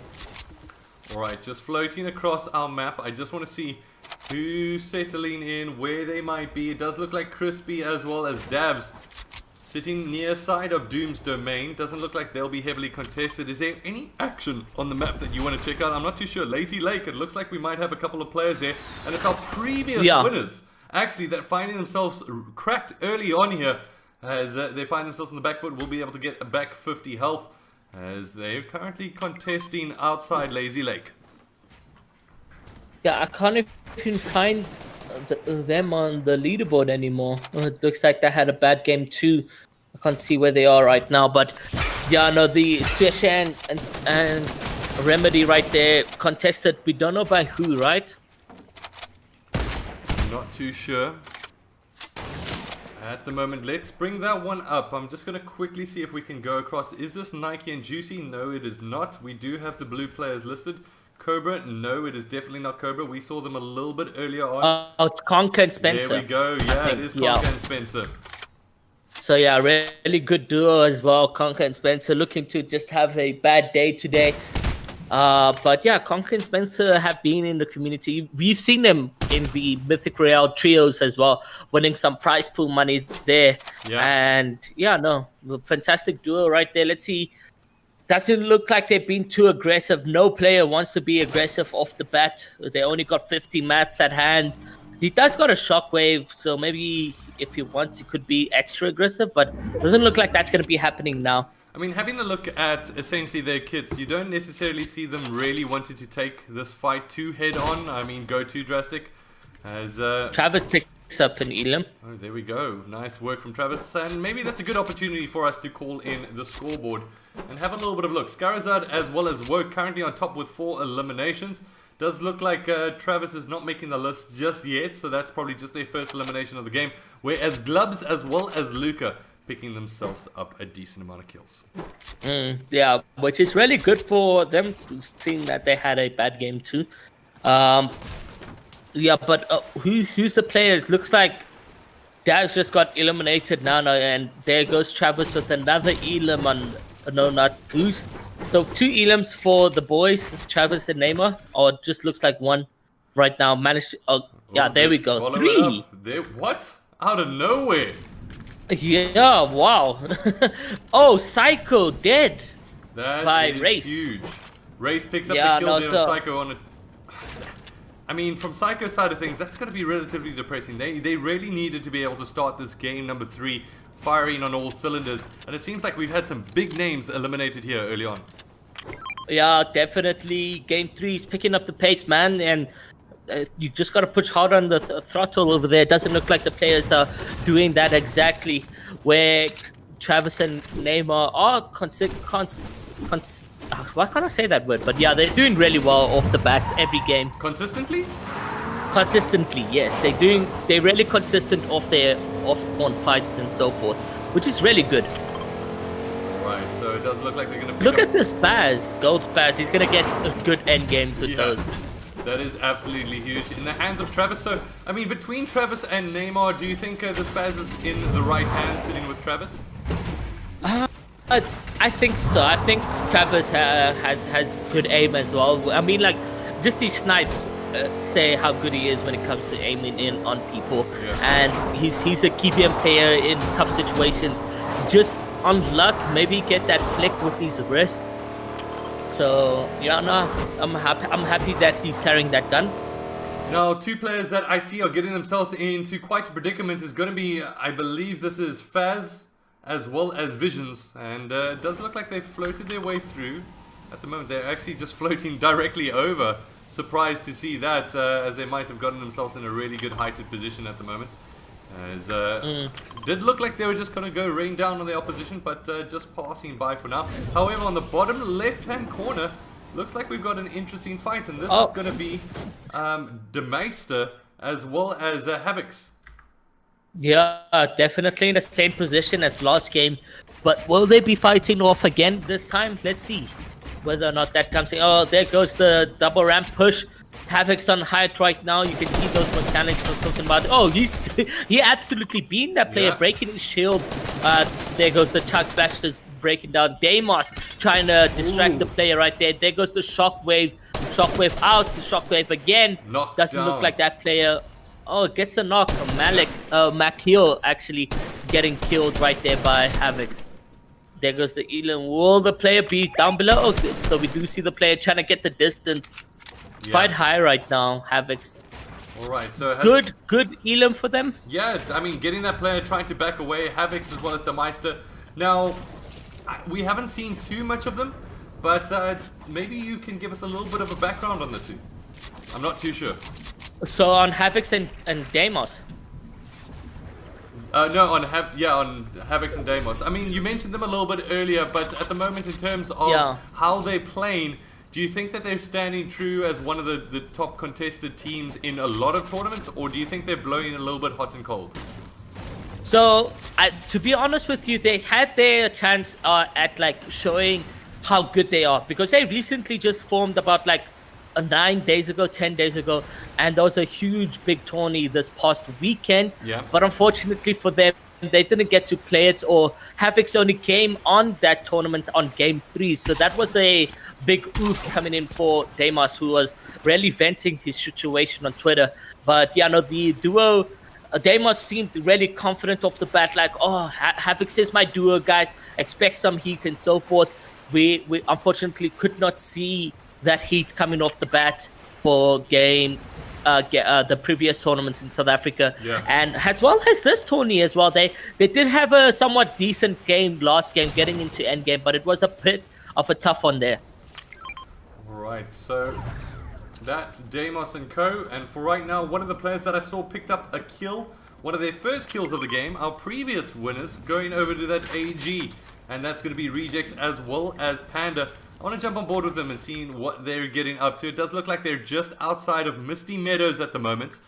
And they've got a little bit of work to do to get past the river, but it does look like that they might have themselves a little bit of action. Oh, so yeah, no, it looks like they're just hunting down one player because Rejected recently pick up an elimination right now. So there goes that shockwave. Oh, the player is chasing. He's running away, trying to destroy these bounce pads and so forth, just to maybe get that end game placement. Will it happen though? The player is gone and dusted already. Yeah. But Reject's not happy. He says, "Man, I'm pushing this." Well, it does look like that player has actually made their way over. And it does look like he's potentially going to run into a little bit of a conflict. So I'm going to quickly jump back to our map and see exactly who we are dealing with at this point in time. And we can have a little bit of a look. So it is that player in grey. So we just need to find that grey team. The solo by himself. It shouldn't be that tricky as we browse our way through. That's Savage. Yeah. Savage. Oh, okay, I see. So yeah, Savage going towards zone right now. Now he's gonna be. He's dead. That's all I can say for you. Look at his mats. 40 builds. That's really bad. Yeah. Like that's gonna be 4 builds all in all. So yeah, he's. Oh wait, no, it's gonna be 39 builds. Okay, so 39 separate builds. So yeah, no, he's using the thing. He's going back where Rejects and them were chasing him. Deimos picks up an elim on Transporter right there. Zone's pushing in. Does he have any white heals? Do we know? I'm not too sure, but at the moment it does look like on the opposite side of that dam was none other than Travis Ademo. So I think he's pretty happy that he didn't go down the right-hand side and actually went down the left. So let's keep an eye on things at the moment. It is going to be Travis trying to make his way forward as the rotations through the water, obviously a little bit faster than just running. Is that correct? Yeah, no, so that is correct, yeah. Right, so at the moment, we're going to keep an eye on things as a couple of splashes just get utilized to get them back up to full 200 on both. As it does look like they're going to run into a very difficult challenge here. And this purple squad that is waiting, I'm not too sure who this is. Oh, it is Skies and Figo. Okay, Skies and Figo. So Panda and them are out of that region already. So I was scared that they were going to fight each other because that would have been an interesting... That's that solo play, I think. No, it's not. It's not. That's Skies and Figo, yeah. So Storm's gonna start ticking for 2, man. The Skies and them are gonna be held in Storm, I think, by Travis and Emma. No, it doesn't look like it. So rotation, it is. Keep rotating towards the zone. It is on a high surface, so that explains why they're making that rotation quite early. Right. Because I would have been the bad player to hold that player and be like, no, we can get these elims, and then find ourselves in a tough predicament rotating laterward. Yeah, and I mean, at the moment, that may be speaking testament to Neymar as well as Travis's skills, not only just gun skill. It really does come down to that game knowledge, as you indicated a little bit earlier. And how is that game knowledge going to be able to play into your favor? At the moment, that player that got left alone a little bit earlier, Savage, finds himself knocked down, and that's going to be Mazemba that picks up the kill. We've still got a couple of late rotations coming into the circle at the moment, so Mazemba and Co, will they be able to pick this one up? It does look like they're going to be able to keep this one fighting, as I do want to be able to jump over. It doesn't look like we're going to have a slow transition at all, as Mazemba from top side just trying to pick off players. Yeah, so let's see what that means for him. They did pick up that solo player, Savage, who tried his best to keep alive, but no, unfortunately, just running in the wrong directions, honestly. Gets the wall and the knock, so wow. Speedy and Mazemba working really well together right there. So Vera, soft aims, dies to the player. There's still the duo to hunt down right now, which is exactly what Mazemba is doing right here. So this is Zone is moving. This is the fight that you were talking about. Like, if you were going to play in this game, you would have stayed and said, you know what, we can get this elimination. But this is going to put them in a very awkward position regardless. This is taking a lot of time. The circle's going to be edging, and the only thing that's really playing into their favor is that they've got a couple of pads, they've got peppers, but they've got no heals at the moment, as far as I understand. Let's have a little bit of a look at Speedy, and yeah, he doesn't really have too much to work with either. Yeah, so no, Speedy and Mazemba, okay, so they lucky. Mazemba uses his shockwave to obviously get a huge boost in the zone right there. But will they be held now? Because they need to go upwards. And upwards is a tough rotation, and especially if someone's like, okay, I'm in zone right now, and you're coming up to me, I'm going to hold you. So let's see what happens. But they do pick themselves a good bag of 2 kills right there. And Scar and Woke, who eliminated Chimp and Cream off the bat, is on 4 kills, so that's not bad. Not bad. Let's have a little bit of a look at the scoreboard. It does look like Bravado Bean as well as Spookmeister managed to work their way forward towards that 4-kill department as well, whereas Woke as well as Scarazard, they're sitting pretty comfy at the moment. I mean, the only thing that I'd say he has to be concerned about are those builds. I mean, sitting with 68 total. When it comes down to final circle, I think he's going to hope that he gets a little bit more resources than that. Yeah, it could be that we're in a fight right now. Let's see whether or not they do come up with a clutch. Doesn't look like they've been too aggressive though. Doesn't look like they're going to be too aggressive at all. They're going to just keep playing this one out. I'm trying to see if we can get a zoom in, but I'm not too sure if this is the fight that we are waiting for. However, let's just jump across, and it does look like we've got Woke as well as Scarazard's. Woke's just going to be waiting down below with that golden shotty in hand. So, if you see, they do have bounce pads and shockwave, so being in a disadvantage with mats, at least they do have that rotation. So I think that's what's going to be utilized in endgame quite a lot between the two players. They're going to meet up quite often and use that shockwave and bounce pad meta. Other than that, for Elims, they really had a good game too as well. Scara is still alive in this one, so that means they're going to have a fantastic endgame. But still in the line, Neymar and Travis, as well as AG Panda and Reject alive in this one. Let's see what happens. Maybe we get that beautiful endgame where they're all 3 alive. Just imagine that fighting each other. Yeah, the moving zones, rotations would be an interesting one. Well, 6 shockwaves, they're really comfortable for rotation. We've got 25 teams going towards what is approaching to be the 5th circle. Yeah. So the 50-50 zone is what we love to call it, because if you're on the right a part of the 4th zone, you do get guaranteed zone. So, but it's a 50-50 chance, and that's why we call it the 50-50 zone. Spooky getting an Elim. So they're chilling on 5 Elims right now, Bean and Spooky. Oh, 36 white. Will they manage to pick this up? Does look like he takes a couple of massive shots. Will he be able to clean it up? Unfortunately not for him, as the players on the low ground are diving, trying to get their way away from Woke's. So Scara did pick up something nice there. Well done there to Scara at the moment. They will get beamed, however, from the opposite side. Yeah. He only has 1 big pot to be able to work with. And 1 mini as well, so going into endgame is going to be a tough one. Well, it does look like Woke's got a little bit in his back pocket as well. But there are a couple of players below them, so they can never be too sure what they need to do. Prioritize range or prioritize the players that could sneak up from below. However, it does look like Panda picks himself up a kill, and it does look like the 50-50 does not play into their favor. They need to still rotate their way out.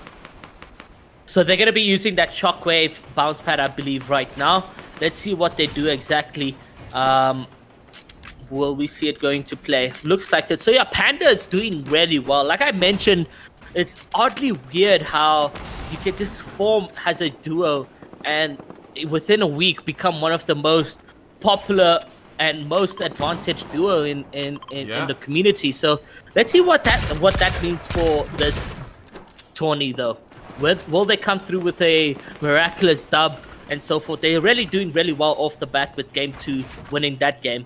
Right, so not using their shockwaves and bounces, they're getting beamed. Ooh, Woke just on 80 HP right there. Yeah. I would have used that shockwaves. They have so many they have 12 shockwaves and bounces, but nothing to utilize there. I don't know why. And they don't have a lot of mats, so to use their mats as rotation, that was a bad call for them. Yeah, that's a big problem. I have to say I agree with you there, just in terms of saying, hey, can we play this one a little bit safe? They had to now use some meds as well as utility in terms of their resources, now finding themselves essentially in a little bit of a predicament. I just want to have a little bit of a look at Woke, who's on the lower ground side here, trying to challenge for this gunfight. Will be able to pick up the kill there, and that's Spencer. Unfortunately, not in the top 2 this time around.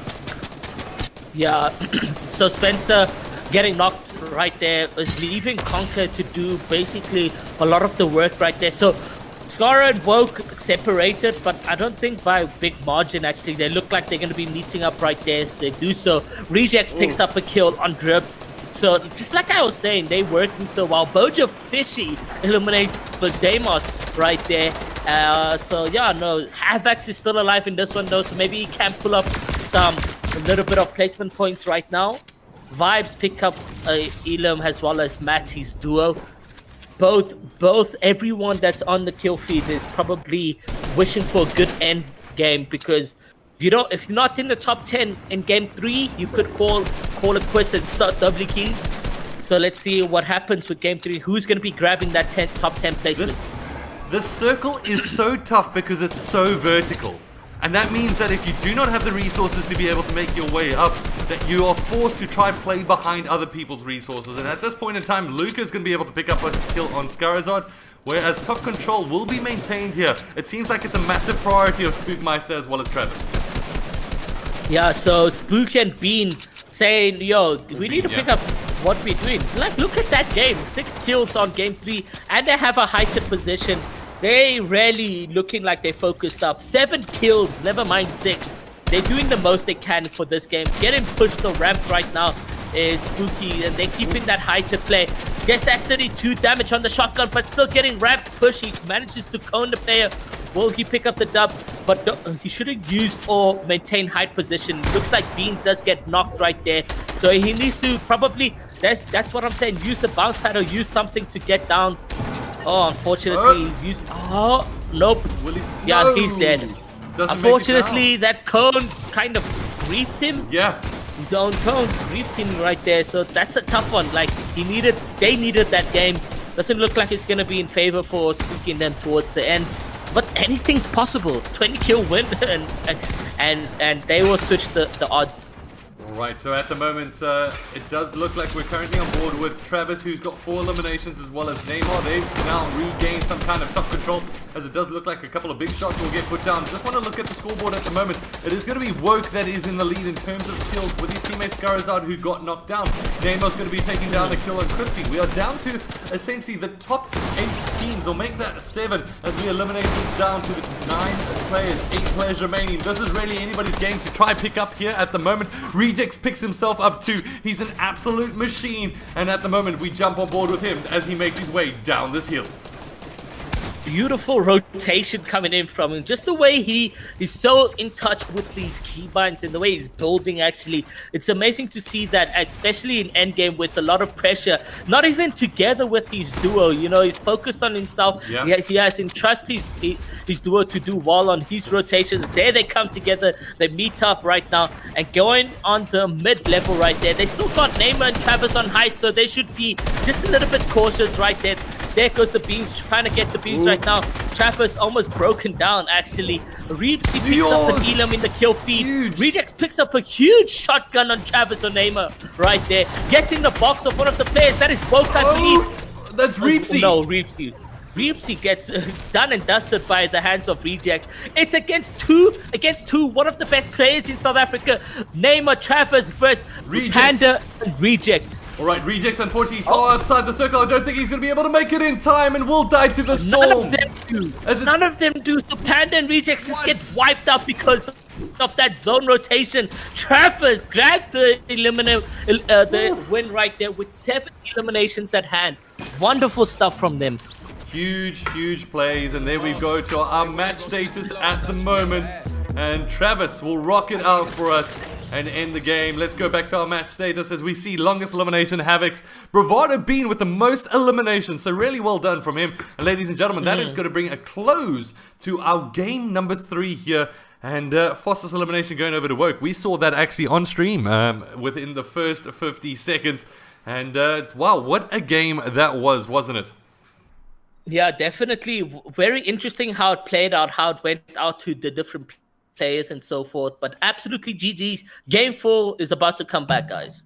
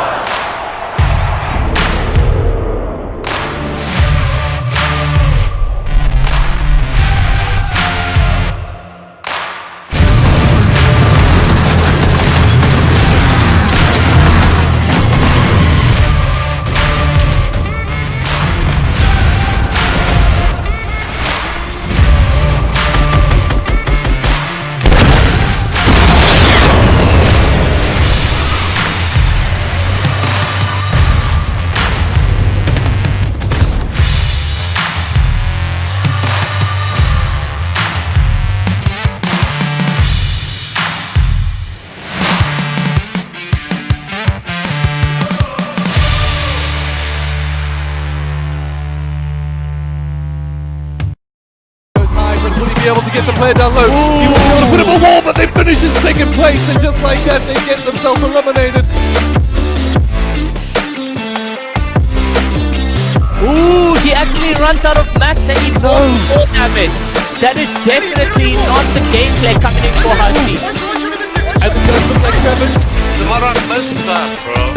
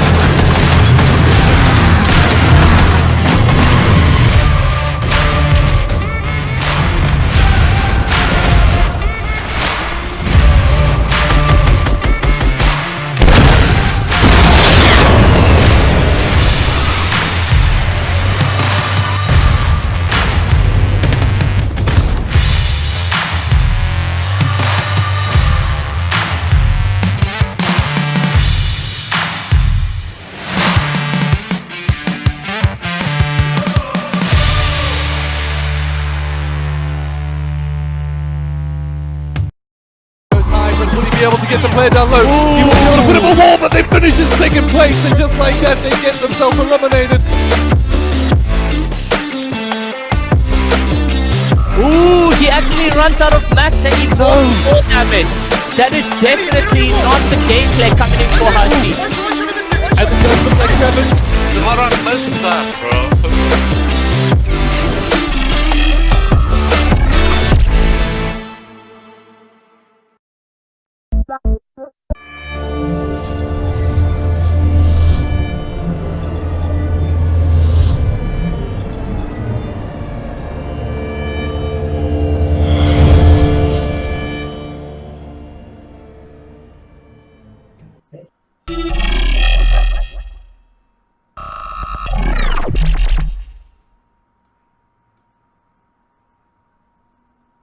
Hey there everybody and welcome back here to the Mythic Royale, and we've just finished off with game number 3.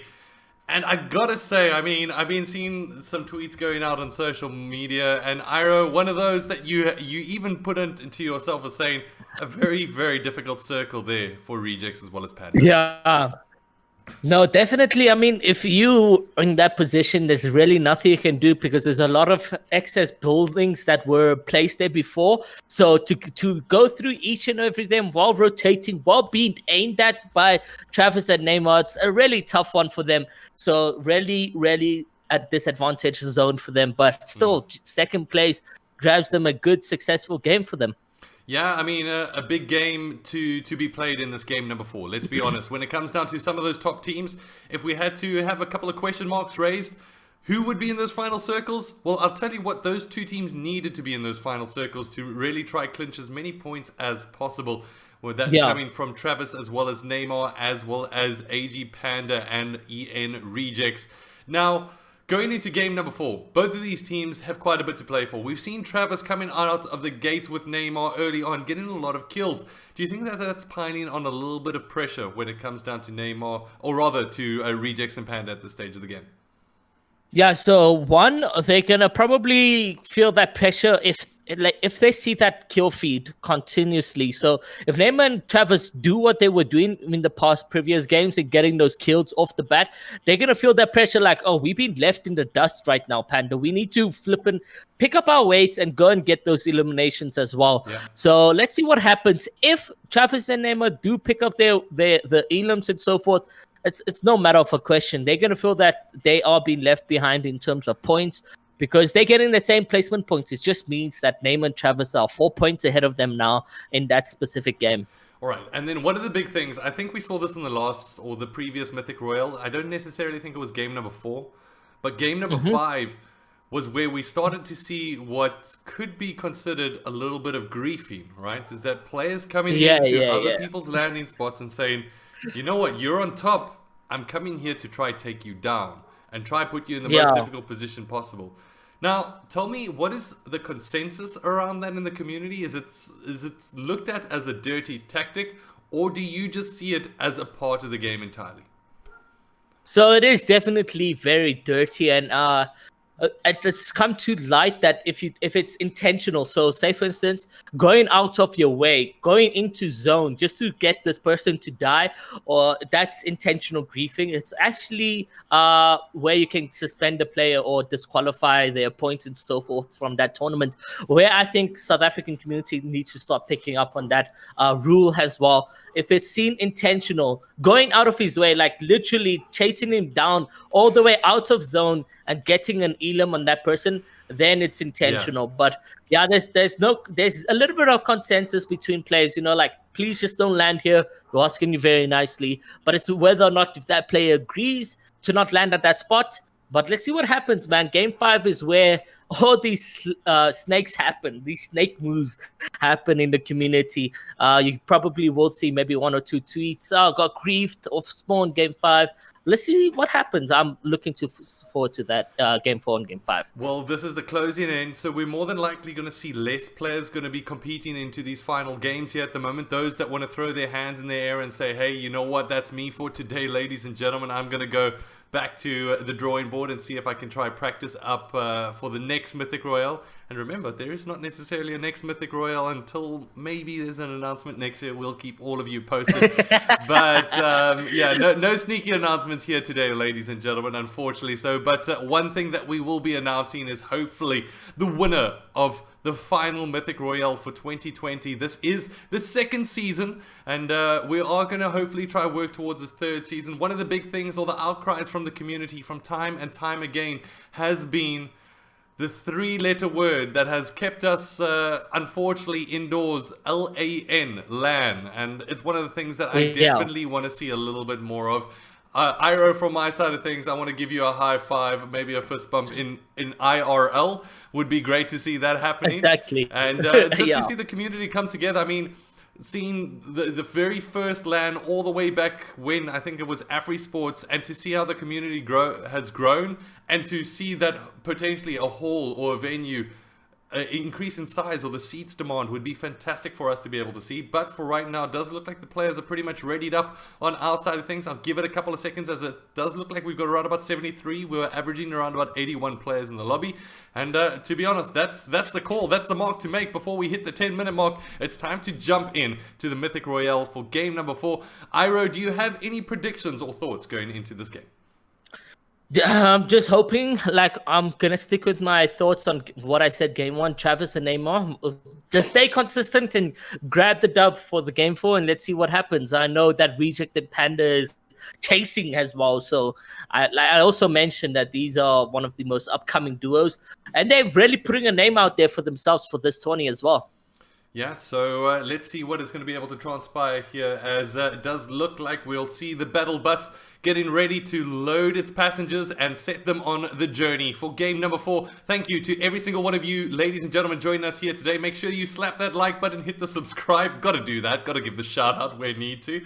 But it does look like we've got our players loaded up and ready. So without further ado, ladies and gentlemen, let's have a look at the battle bus.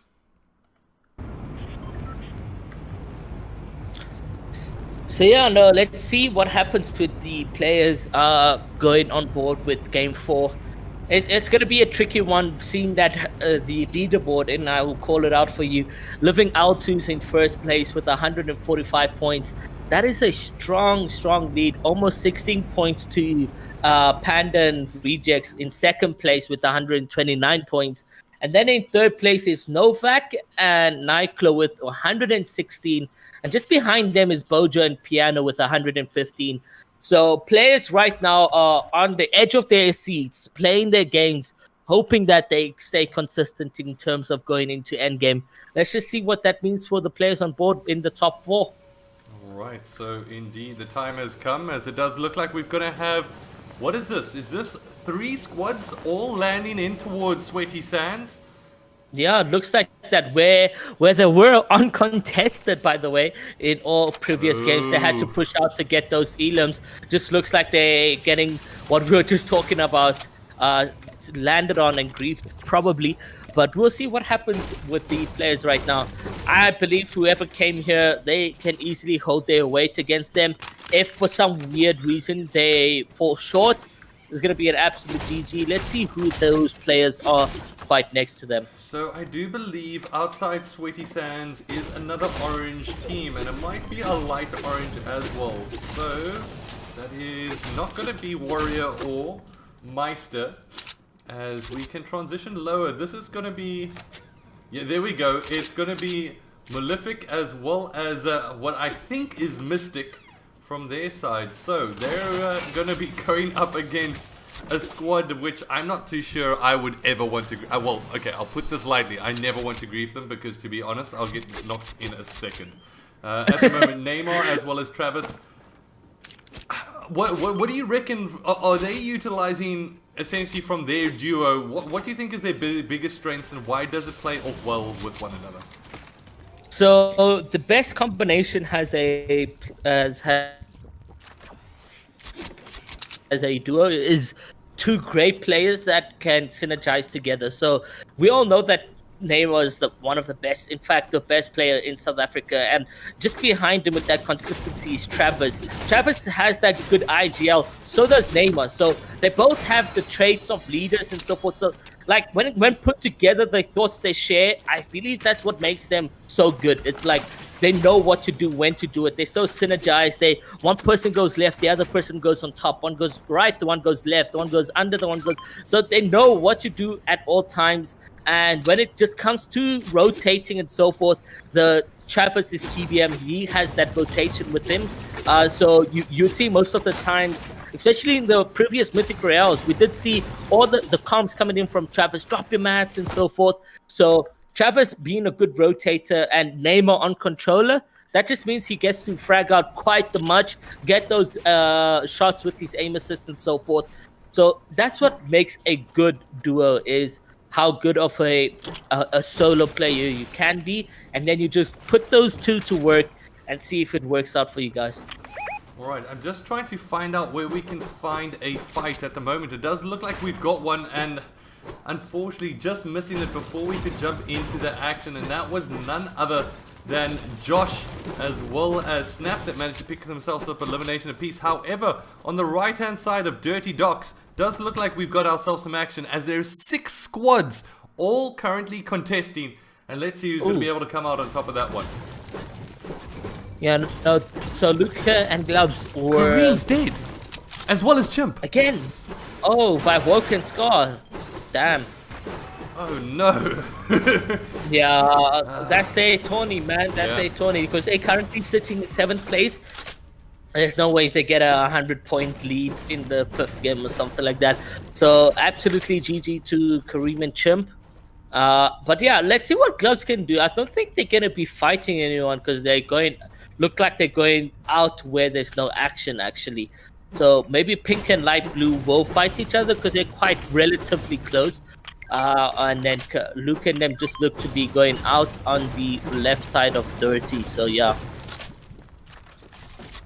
Alright, so at the moment Dirty Docks is where they're at, and a couple of sniper shots will get let out there. It does look like Gloves is the one with the sniper rifle. It does look like Lucas spotted out the players on the left hand side. So yeah, they're going to be pushing now in this space. They got the chug splashes as well, getting the somewhat advantage on height. They don't see he doesn't see the player there, does he? Oh, there we go. He does see that. Broke the shield right now. So Luca making his way into the fight. He knows that player is one shot. So can they focus this player that's not healing actually? But there is players that could come into the third party. No, the light blue's out of left. They've left. Yeah, they've left. So it's just pink and purple right now trying to make their way. Let's see what happens. Does look like he's going to go low. They've spotted out as they try to share some kind of meds here. It does look like they're going to get fire coming in from top side. Luca puts up a ramp just in time to protect himself from big shots, as it does look like around about 90 will be taken away from his opposite number. Luca and Gloves pick themselves up. Cobra and Frosty, who get knocked down Quick early and on here. easy. The consistent shots coming in from Luca, knowing when to shoot, that was really good from him. Pulling out his builds in the right time, that was amazing from Luca and Gloves. They're sitting on 2 elims each, I believe. Yeah, 2 elims each, which is really good for them. But on the leaderboard, not looking really healthy there. Let's see where they are. Storm and Psycho just got knocked down completely.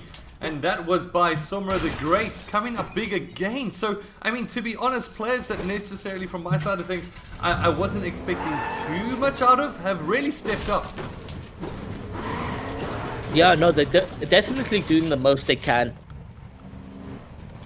Alright, let's keep an eye on things. If you do spot anything, it does look just outside, or rather north of Stark Industries, that we've got a little bit of action, and this is going to be Inspires that it does look like they're getting a little bit of a sneak down on their opposite numbers here. So let's jump on board with them and see what is going to happen.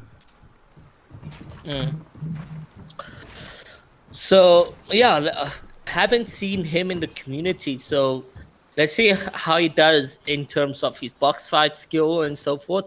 So Psycho Blom I've known about. Who they going up against? Is there anyone up there?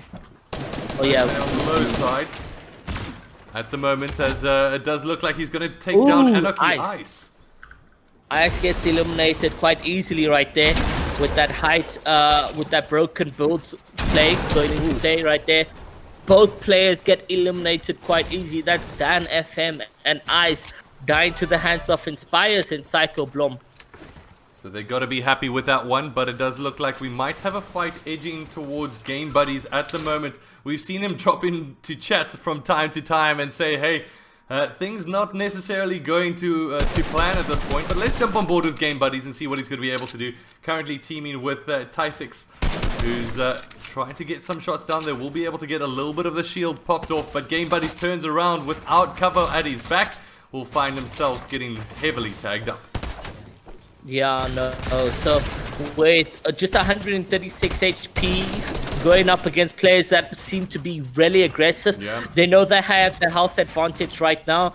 Game Buddies on the low ground right there. He does got some rotations if it gets a bit tricky, just to pull out right there. Alright. We know he's been spectating, but has he been watching the Kareem bounce? Can he bring that into focus for once here today? At the moment, Buddies as well as his teammate Tysix trying to do what they can to stay alive here, but it does look like their base will get knocked down slightly, as they will keep on being contested, and you feel the tension just building outside of this sector at the moment before the circle starts to make its way in. It does look like the players are going to be trying to go off on this build fight. The player goes high. That's going to be none other than Game Buddies. He tries to get the heightened position, misses out on a couple of big shotgun shells, and he will get taken down, and that's by Spencer's, who managed to come up with the kill. Oh, and it does look like we've got another fight coming in, Iro.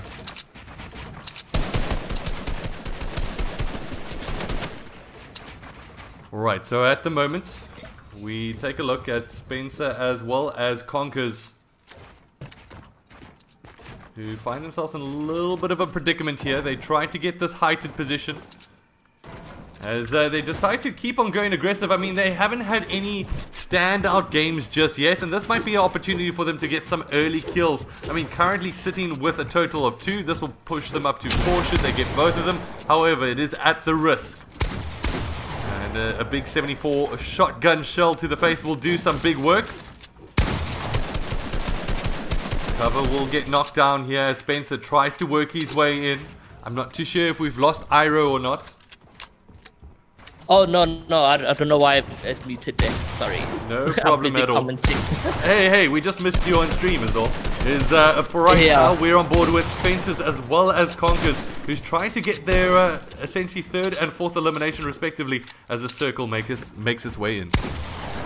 So really good shots coming in from Spencer and Conker, keeping that heightened play. Although Conker just gets knocked over there. He does taste that play. Punisher Boots gets knocked while rotating into that zone with that jump pad right there. It's just 1-on-1. Will Spencer bring up the clutch right now is the question. If so, he will be successfully be able to revive. No, not really. Zone's on its way right now. If I were him, I wouldn't be reviving the player because Zone's going to be ticking for 2. Do they have white heals? What's on Conker's body right there? Let's have a look. It's a couple of splashes.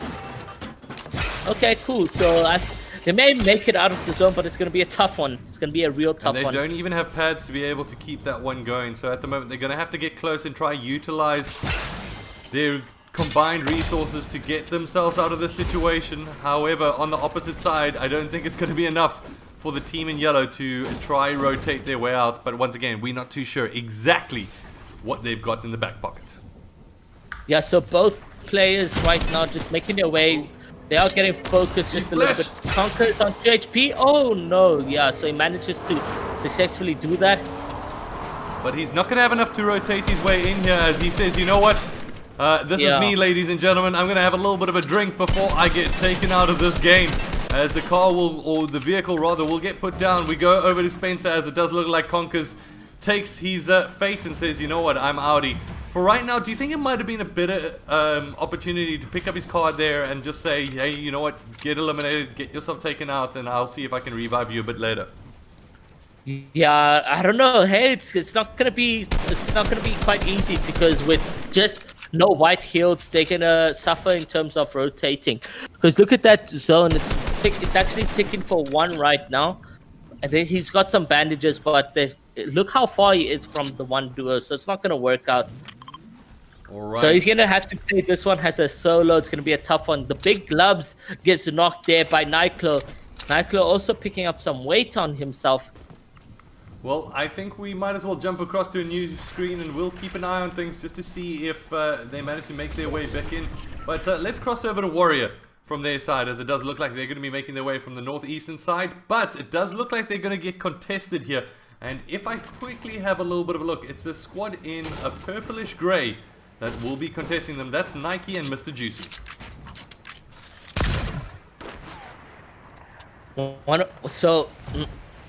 Warrior right now and Lurker not having the best of days in this tournament. Actually, haven't seen anything popping off. I didn't see them in endgame as well, so looking like they're having a tough time to correspond in this tourney. But it happens, not every day is going to be a good day. We've seen it happen many times with other people. Spencer gets knocked out and eliminated by the Storm right there. So unfortunately for him, he didn't manage to get out of the position he was in. The zone was quite far, actually. There's if you a see player where so nearby, just under them at the moment. If we can bring up the cams, there we go. We can have a look. There is a player just on this low side. it's a solo, so they could easily pick up a free elim on that player. And they Doesn't have look now like they spotted spot him. him out. They spot him out. They're gonna secretly push in there. Alright, they don't want to give away their position. This player is currently hiding away as they work their way through. Still hasn't been spotted out. Will they decide to go for the beams? They're going to wait for a coordinated 3, 2, 1. They go, both going for the shots, and unfortunately the cover comes up just in time. Just in time. It's so weird. It's like he knew. Let me just look back right now and get the shot. He does break him with just that little bit of the shot right there, that 45 headshot. He's quite low, this play. This play's in shambles. So this is going to be an easy elim right now. Yeah, you can hear the campfire going into play. Boom! Misses his shot right there. Oh no, Lurker missing his shots quite a lot. Drift manages to... Oh What? my... No way! Drip! You How? absolute machine, Drip! How did you do that? How is that physically possible? The guy, I'm kind of confused. He's feeling himself right now. Manages to pick up 2, and that brings him to max mats, purple pump. Look at the heals. He was absolute shambles, and this just brought him up to a whole new level. What? Damn. Dripping in swag, ladies and gentlemen. Absolutely phenomenal play from him. Let's have a little bit of a look at who's still in this one. Actually, I want to have a little bit of a look at the scoreboard so far. And it does look like some of the great Stale doing pretty well. Bravado Bean loses his teammate, but Lucas and Big Glibs both also eliminated. Punishes Bruce very much in this. And let's just have a look at who's alive on our boards at the moment. Panda and Reject still in it. And it doesn't look like we... Oh no, we do. Still Neymar and Travis. So, an interesting narrative will start to build here. Yeah, no, let's see what goes into play for the players right there. But damn, that Trips clutch was insane. So 2 elims on Neymar and Travis, not the best, seeing that they were really aggressive in the previous ones. But they still have a 16-point lead in game 1. Panda picked up an elim on 7 right there. So yeah, I've seen Reject and Panda in the kill feed quite often, as well as Woke and Scar. So this game is going to be a tough one for thinking them. They need to stop picking up their weight for the kills. 100%, but oh my goodness, I still can't get away with what Drip did a little bit earlier. I think it's a... we almost need a moment of silence just for that. But for right now, we'll jump back to the action. We don't want to be leaving you with too much silence on our side of things. So we have a little bit of a look at Nyclo and Novak at the moment. Nyclo sitting with 2 eliminations in the back pocket as we head towards what is going to be the next circle, 5th circle. And once again, it's all about those 50-50s, as my man Iro pointed out a little bit early on. Yeah, so let's see what the player can do. 27 players Inspires picking up another elim right there. Oh, Bean gets knocked down by Drip! Drip! Oh no! What is going on? on? Okay, I need to is find doing Drip. the most for himself. I need to find Drip because Drip is doing something else at the moment. The man is... Is he? What is going on? This dude is probably going crazy right now because he's a solo player. Picked up 4 elims? What?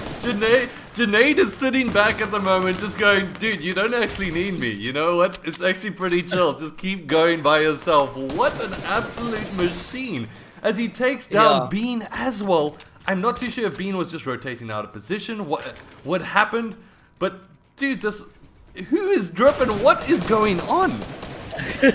Yeah, no, Drips is doing the most he can as a solo player. It's actually shocking that, like, almost tier 1 players, Warrior and Lurker, got 1v2 in this position.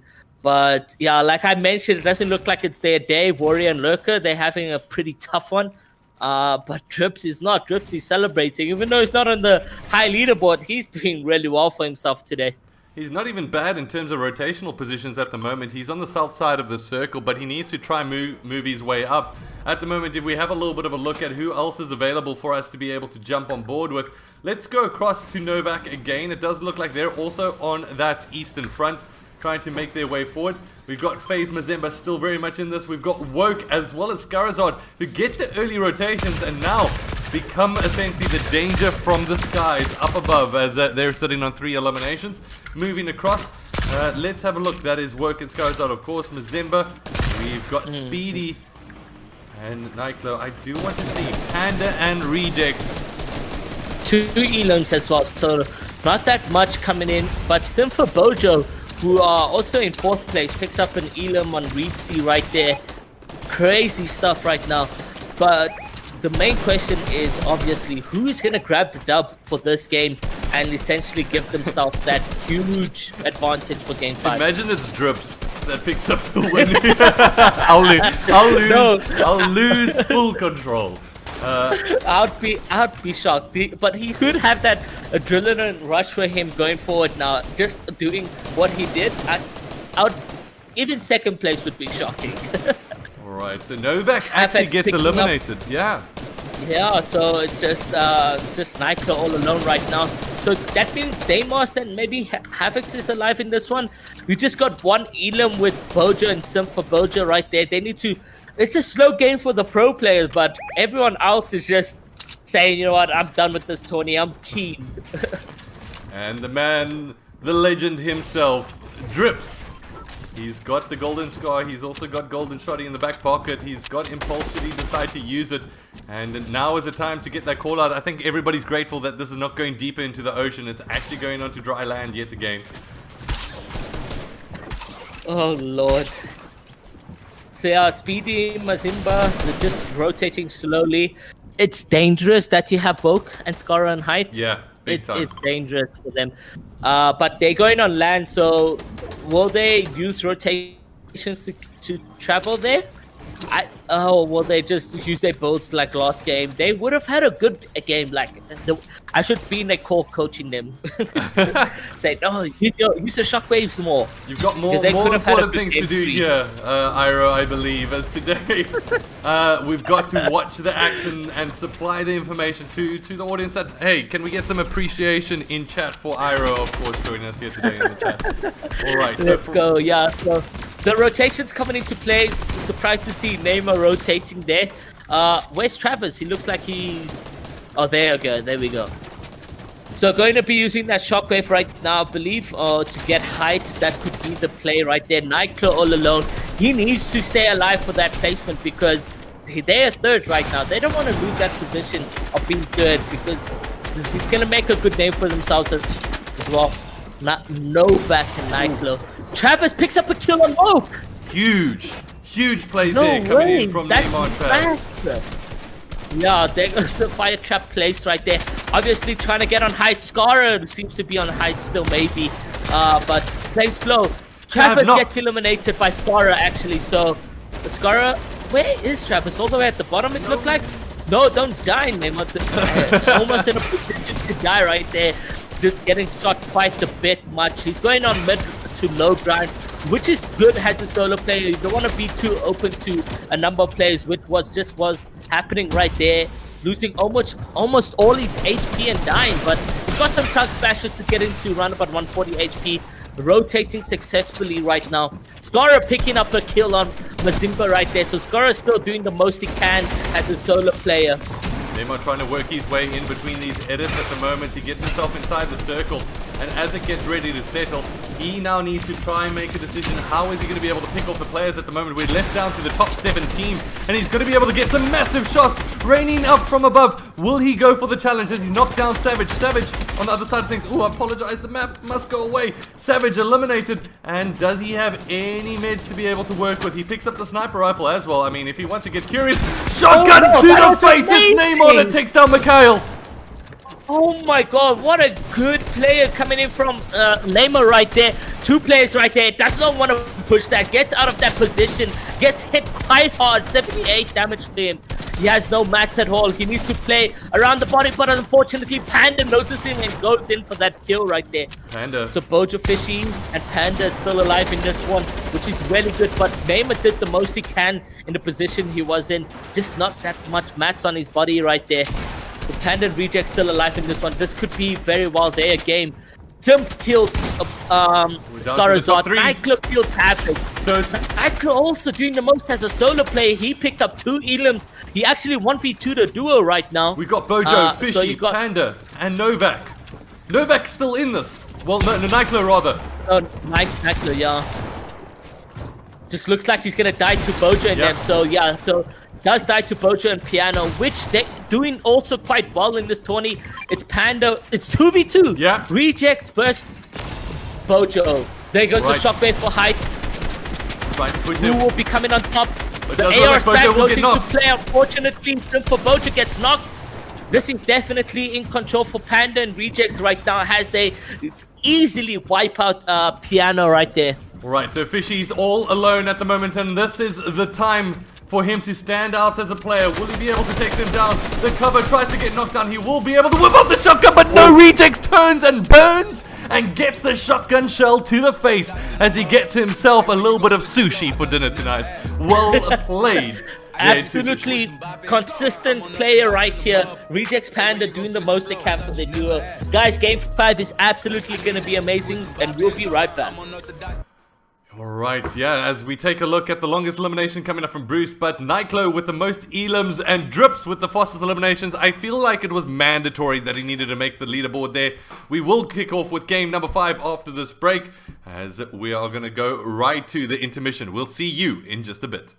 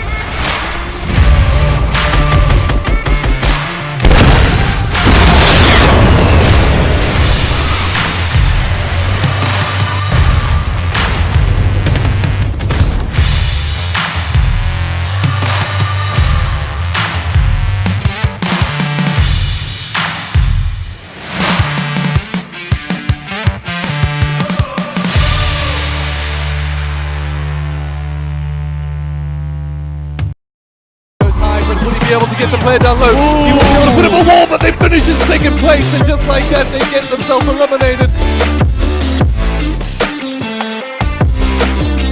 Ooh, he actually runs out of mats and he falls 4 damage. That is definitely not the gameplay coming in for Husky. And it does look like Trevor. The Maran missed that, bro.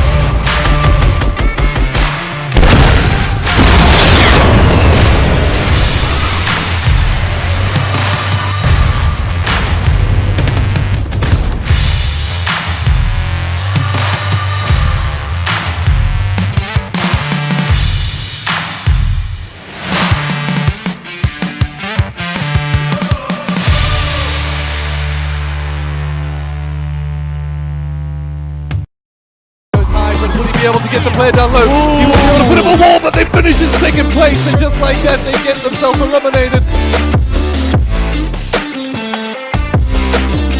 Ooh, he actually runs out of max and he falls 4 damage. That is definitely not the gameplay coming in for Husky. And the turn looks like 7. Maran missed that, bro.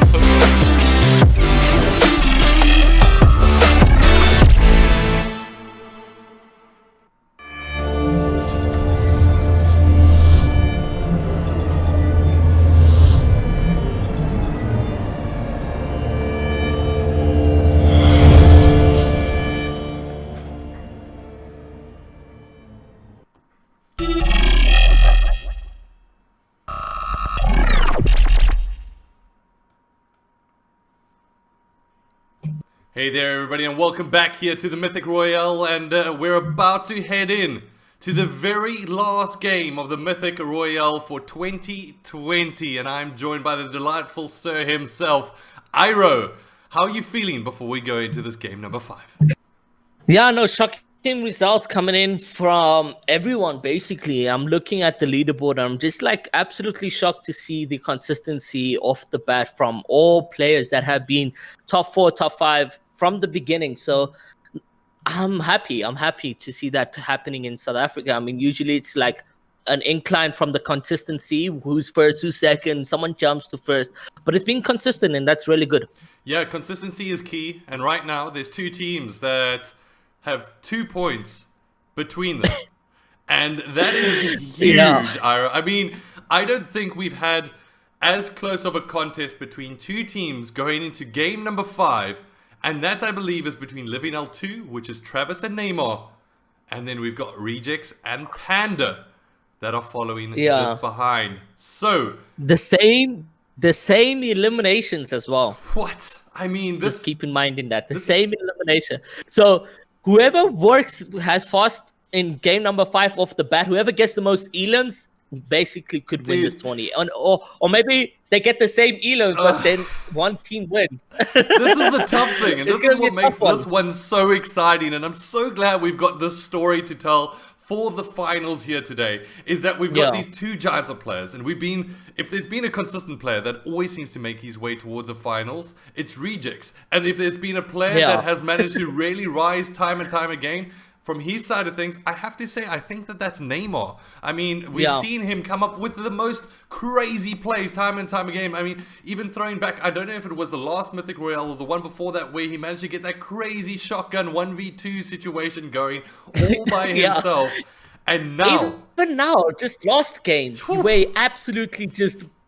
he washed his player, left his player in the dust with that classic mongrel 160 pump dead. I mean, Neymar's a phenomenal player. He knows what he's doing. He's in the moment, you know. He's never second thinking what he's doing, you know, and that's really good from Neymar. But let's see what happens in game 5 between these 2 players. Imagine if Bojan and Piano win, because they're 20 points behind. Yeah. So I mean, this becomes... If by some miraculous way, because they're keen too hard, Neymar and Travis find each other, what if that happens? Like, Panda and Reject find each other, and then all of a sudden here's Bojo up climbing, third-partying both of them. 100%. Well, the thing is, this is going to be the question mark here today, right? As I mean, all jokes aside, as we jump into the gameplay, we've got a very, very serious match ahead of us in this game number 5 here today, ladies and gentlemen. As we're about to jump on in, it is, of course, going to be the players that we need to be able to spectate. And as a reminder to you, just a little bit, I'm not too sure, number 3, did you say that Psycho currently placed in that 3rd place? Psycho, no. Who is in 3rd place then? It's Bojo and Piano. Bojo, I do apologize. Yeah, Bojo and Piano. All right, so who do you want to jump on board with? Is there any team off of the gate that you want to keep an eye on? I mean, let's keep an eye on Rejects and Panda. We haven't seen their off-spawn fight, so any of their movements. All right, so we'll keep an eye on them and we'll see where it can go from here. But once again, ladies and gentlemen, a big thank you to each and every one of you joining us here today. This is, of course, the Mythic Royale, where we're going to be jumping into the action. And it is going to be Rejects as well as Panda trying to make their way forward. And This becomes a question mark for them. Do we keep on going to the same spot and potentially land ourselves in a situation where, I don't know, maybe somebody's trying to mix it up in terms of their landing, or they're going to try and keep this one consistent? It does look like they've gotten themselves a little bit far away from everybody else, and they're heading towards the Weeping Woods. So on that note, I do not want to stick with them, because I think we need to see what other teams there are to be able to jump on board with. And I believe one of those teams is going to be, once again, Travis and Neymar. And Travis getting an elimination off of the bat. Does look like, once again, that the Sweaty Sands will remain contested. Yeah, no, so, but already with the huge advantage coming in with that Elam, looks like it's just that one single player left. He knows where the player is, which is really good for coming in from them. So Neymar and them could do what they do best, synchronize together and get that one elimination at hand. But yeah, this means they are already leading the race by an Elam for Panda and Rejects, where Panda and them went slow, but it's all about that end game. That end game is where it's going to matter the most. Yeah, and I think that's one of the things that, to be honest, Panda as well as Rejects are going to keep their mind on, is going, cool, we went to an environment that is, to be honest, going to remain relatively uncontested. However, is that really going to pay off us in the long run here? I mean, eliminations might be the deal breaker here between both of these teams. However, top left-hand corner, Kareem managed to get an elimination there on Woke. No ways, that's actually a GG's for Woke. So at least Kareem managing to pick up game 5 for them, because they did that spawn twice to Woke and Skara.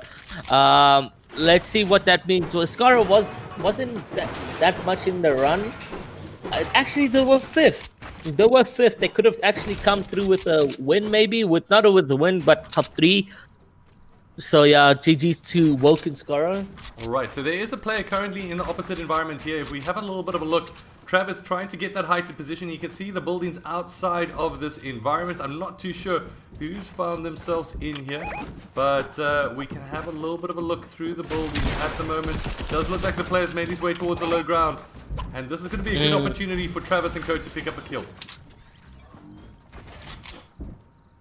So they got the player boxed up, but also taking quite a lot of their time to play right now. They need to still farm up. Storm is away from them, so they need to farm up as well. Get this Elam done and dusted with, and just move on with the next player. I hope for their sake it's not Drip, right? No, hopefully. I mean, Drip time and time again has proven himself, at least in the previous game, as at the moment they're going to be able to get the crack. Both of these players just utilizing their health as well as their effective weapons of what they've got available, but they do pick up the elimination, and there we go. Travis as well as Neymar pick up an elimination apiece, and that's going to add some pressure to Panda and Rejects.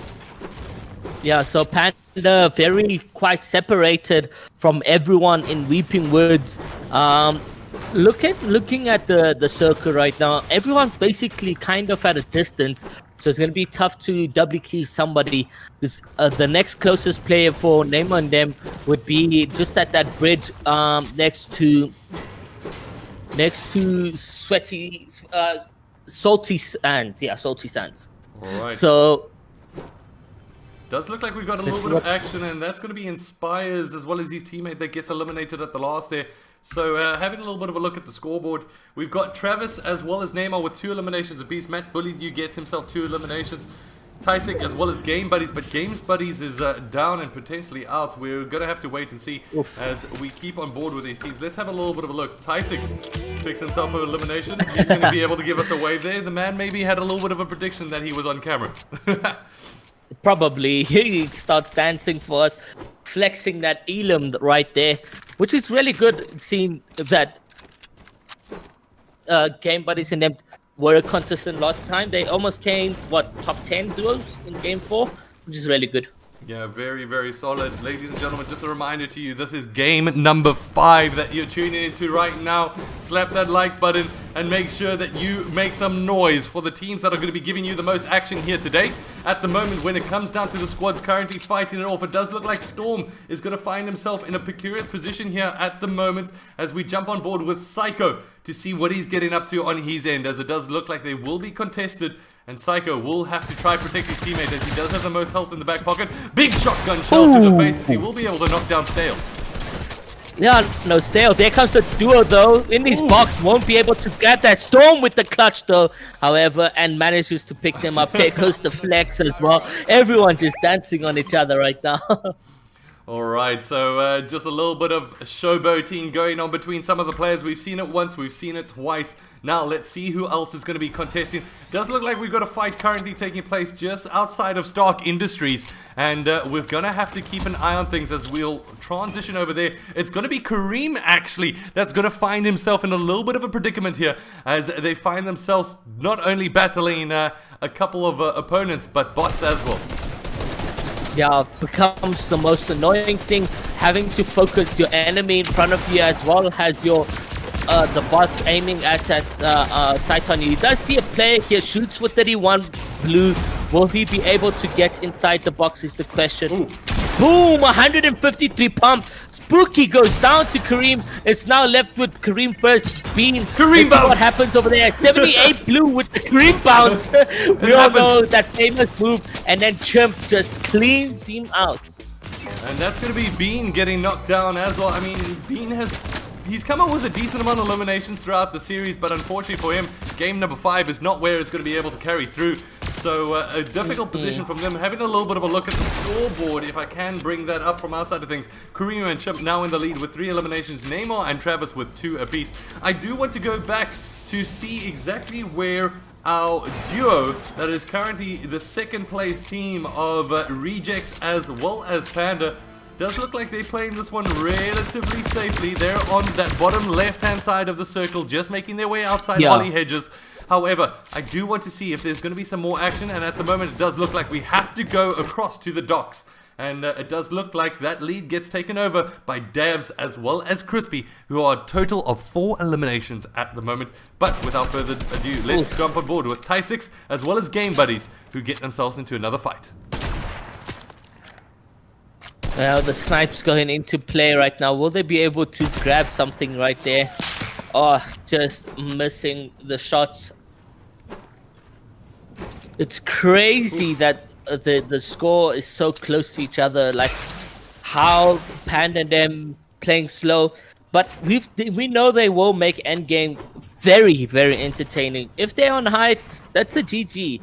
If any of those teams are on height, it's in their favor for the win. Alright, so right now Ty6 and co just going to keep on the heighted position, but as you mentioned, it's really the story of, will there be somebody rising from behind? Is that Bojo and crew able to do that? Let's have a little bit of a look and see exactly what they're getting up to from their side. We haven't seen too much activity in the feed. I do believe they're a little bit higher on the board, as it doesn't look like they've picked themselves up any eliminations either. And they're on the northern side. You can see them just onto the northeast of Doom's domain. And at the moment, it seems like everybody's just trying to play for those final circles. However, it does look like we've got a little bit of action building up outside of Weeping Woods. And that might be a very interesting contest between the 1, 2, 3, 4 teams that are stacked there. That's the Meister, Havocs, as well as, let's just have a little bit of a look. I think we might have Reepsy as well as Race. And furthermore, on that one, I just want to see who we can get to. Let's see if we can jump on board with Havocs from that side. So Havocs and them just farming up some trees, I believe, or making their way through the trees. The light blue just slightly behind them. Could be noticing them. Also, they're in a car. That's why they're moving so fast. Yeah.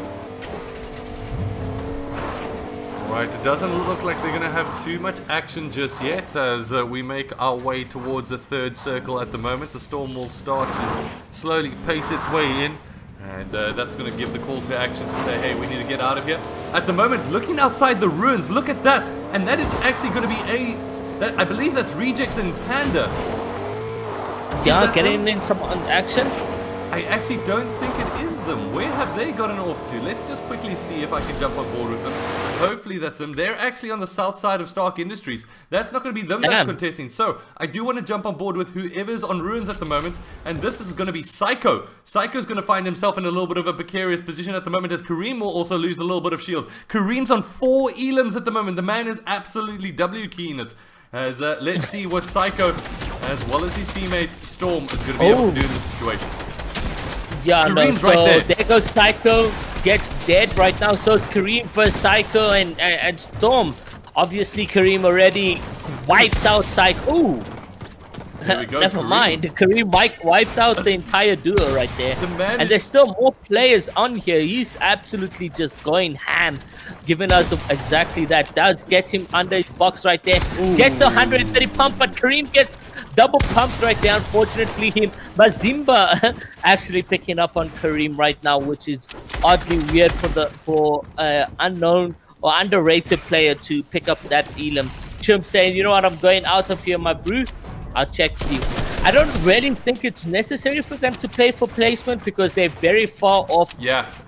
So give us the show, Chimp. So show us exactly what you can do. So you can give us the chimp bounce a little bit better than the Kareem bounce. He does have the impulse grenades. He does have the shotty in hand. Let's see if he's going to be able to utilize it at the moment. Does look like he's made his way across. He will actually exchange that for purple pump at the moment. Yeah, so has a number of good loot. He does use the shockwave to get out of there just in the oh, absolutely being 100 HP gone just like that. Do we need to send you some Red Bulls over there, Ira? Did I yawn? Just a little bit, Oh, but it's just a okay. little bit. We can sort you out. Give you a little bit of energy. As everybody send some energy to Aero in the chat at the moment, but it does look like Chimp gets himself out of that predicament. Let's cross over to Rejects, because they were on south side of Stark Industries, which now does seem like it's going to be contested. Yeah, so a number of players making their way there, actually. How's name on them? Where are they located, since we know Reject and them are quite safe? There's players down below Reject. Do you think they're going to be fighting? I don't know. I'm not too sure, but Travis as well as Neymar does look like Oh, look they're top just making their way right now on the dead side northwest. of the zone. Yeah. Yeah. So clearly So playing just for forming up, placement. probably. Yeah, placement is key right now. You don't want to... If you die right now, you cry. Yeah, you die, you cry. I think that's a fair comment to make at the moment. From Reject side, it does look like we've got Panda currently just watching over on this top cover position. We're going to have to wait and see what is going to be able to transpire here, but there's still so much to tell. Chimp, unfortunately, did he just eliminate himself? Oh yeah, he was in Storm for too long, I believe. Coming out with a Elam right there when he jumped out of that box. Alright. Oof. So, at the moment, Panda sitting on top side, just trying to come up with a couple of picks. They realize in terms of eliminations, but just look how many players are on the southern side of the circle at the moment. That will give them a huge opportunity to third party these fights. Yeah, let's see if they can't get anybody quite low on HP. It looks like someone's building up. They should actually focus the guy just right below them in wood, but he doesn't see that actually going into play. Alright, so while Rejects is busy farming up right there, it looks like oh, you know what happened? I think Chimp actually went for the revive and got Bravado, Kareem and Chimp up, but just wasn't enough to get them out of the zone. Alright. So let's have a look. Panda still sitting on top with Rejects. They haven't got any eliminations in the back pocket, whereas if we take a look at the map, the top northern side at the moment, Oof. that is going to be Travis and Neymar. You know what I really want? I really want to be able to see these teams just go head to head in the final two. That would make my day. If it's a 1v1 situation, 2v2 situation, that's going to be the best thing to see, especially seeing how consistent both plays have been in today's tourney. All right. So very separated, Panda and Reject. One covering the other area, the one covering that area. Like, what am I watching? Very It's like they're confusing. totally different players right now. At the moment, not sticking together, but to be honest, there's not too much to contest them. There is a player just below. It does look like, I think that's Rejects. There's a player just underneath. I'm not too sure if that is a bot or not. Let's just have a little bit of a dig here. And we can have a look. Is there a player just down below here? Oh, Nope. yeah, it's a bot. A It's- beautiful bot just guarding the Lamborghini right there. Big respect to the bots doing the most work here today, as we cross to those that are definitely not bots, but machines in their own right. Rejects as well as Panda. And wow, look at this. Look at the... Oh, I've got to cross to them. I have to cross to them. As on the western side of the circle, look who's just made their way into towards Stark Industries. It's Travis and Lord, Neymar. yeah. So boxing up successfully right now. If they get the 50-50 zone, we could just call it a GG right there, because they could get that height play. Speedy getting elims right there, as well as Mazimba picking up some elims. Really good getting a kill on Cream. It's always good to kill like a good player when you're unknown. You just get the satisfaction. 100%. I mean, having a look at the teams and the players available to kill, I mean, it's going to be a challenge, but I think Kareem from his side of things, it was a little bit heavy-handed going into that challenge in a 1v2 in a closed environment with a shoddy. We know he's got the skills to be able to match it at times, but unfortunately not going to be able to work out into his favor there. At the moment, Travis as well as Neymar, they're looking pretty healthy in terms of mats at the moment, almost fully stacked. If we can have a little bit of a look at Neymar from his side of things, very much the same situation. However, there are players just to the north of them, and they could find themselves in a little bit of a predicament. I just want to see exactly where these players are. They're working their way high. So yeah, getting that height to play, which is just above Neymar and them, I believe. Yeah, they ramped push Neymar and them, which is very tricky to be in that position. But yeah, 30 players alive. I thought players would be dropping like flies right now, but everyone's playing really slow. They know how much of a risk it can be if they die right now. So right now, Travis has never had that low ground. Mazimbe picking up a lot of kills this game. I do want to see if we can jump on with Mazimbe. I'm not too sure. See if we can find him. Speedy gets knocked down. Crispy still alive. Mazimbe, there we go. 3 eliminations in the back pocket at the moment, but now needs to make a move as they find themselves just outside the circle and being pegged down from multiple angles. Oof. There goes the shots. I think that's Panda probably just on that high position, shooting down and raining bullets. You got Boomer Reepsy and the other duos who significantly didn't do too well today. Bad day. There's Panda and Reject meeting up with each other right now. That zone's quite the distance for Neymar and Travis as well. Yeah, they gotta go full towards that side. They do got the bounce pad, so that's really good for them. They can do that bounce pad shockwave situation.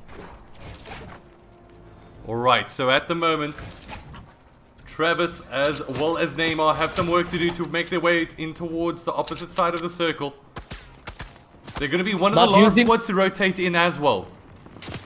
Yeah, which is going to be kind of difficult. I mean, why don't players use the beams coming in place? They need to place that shockwave right now.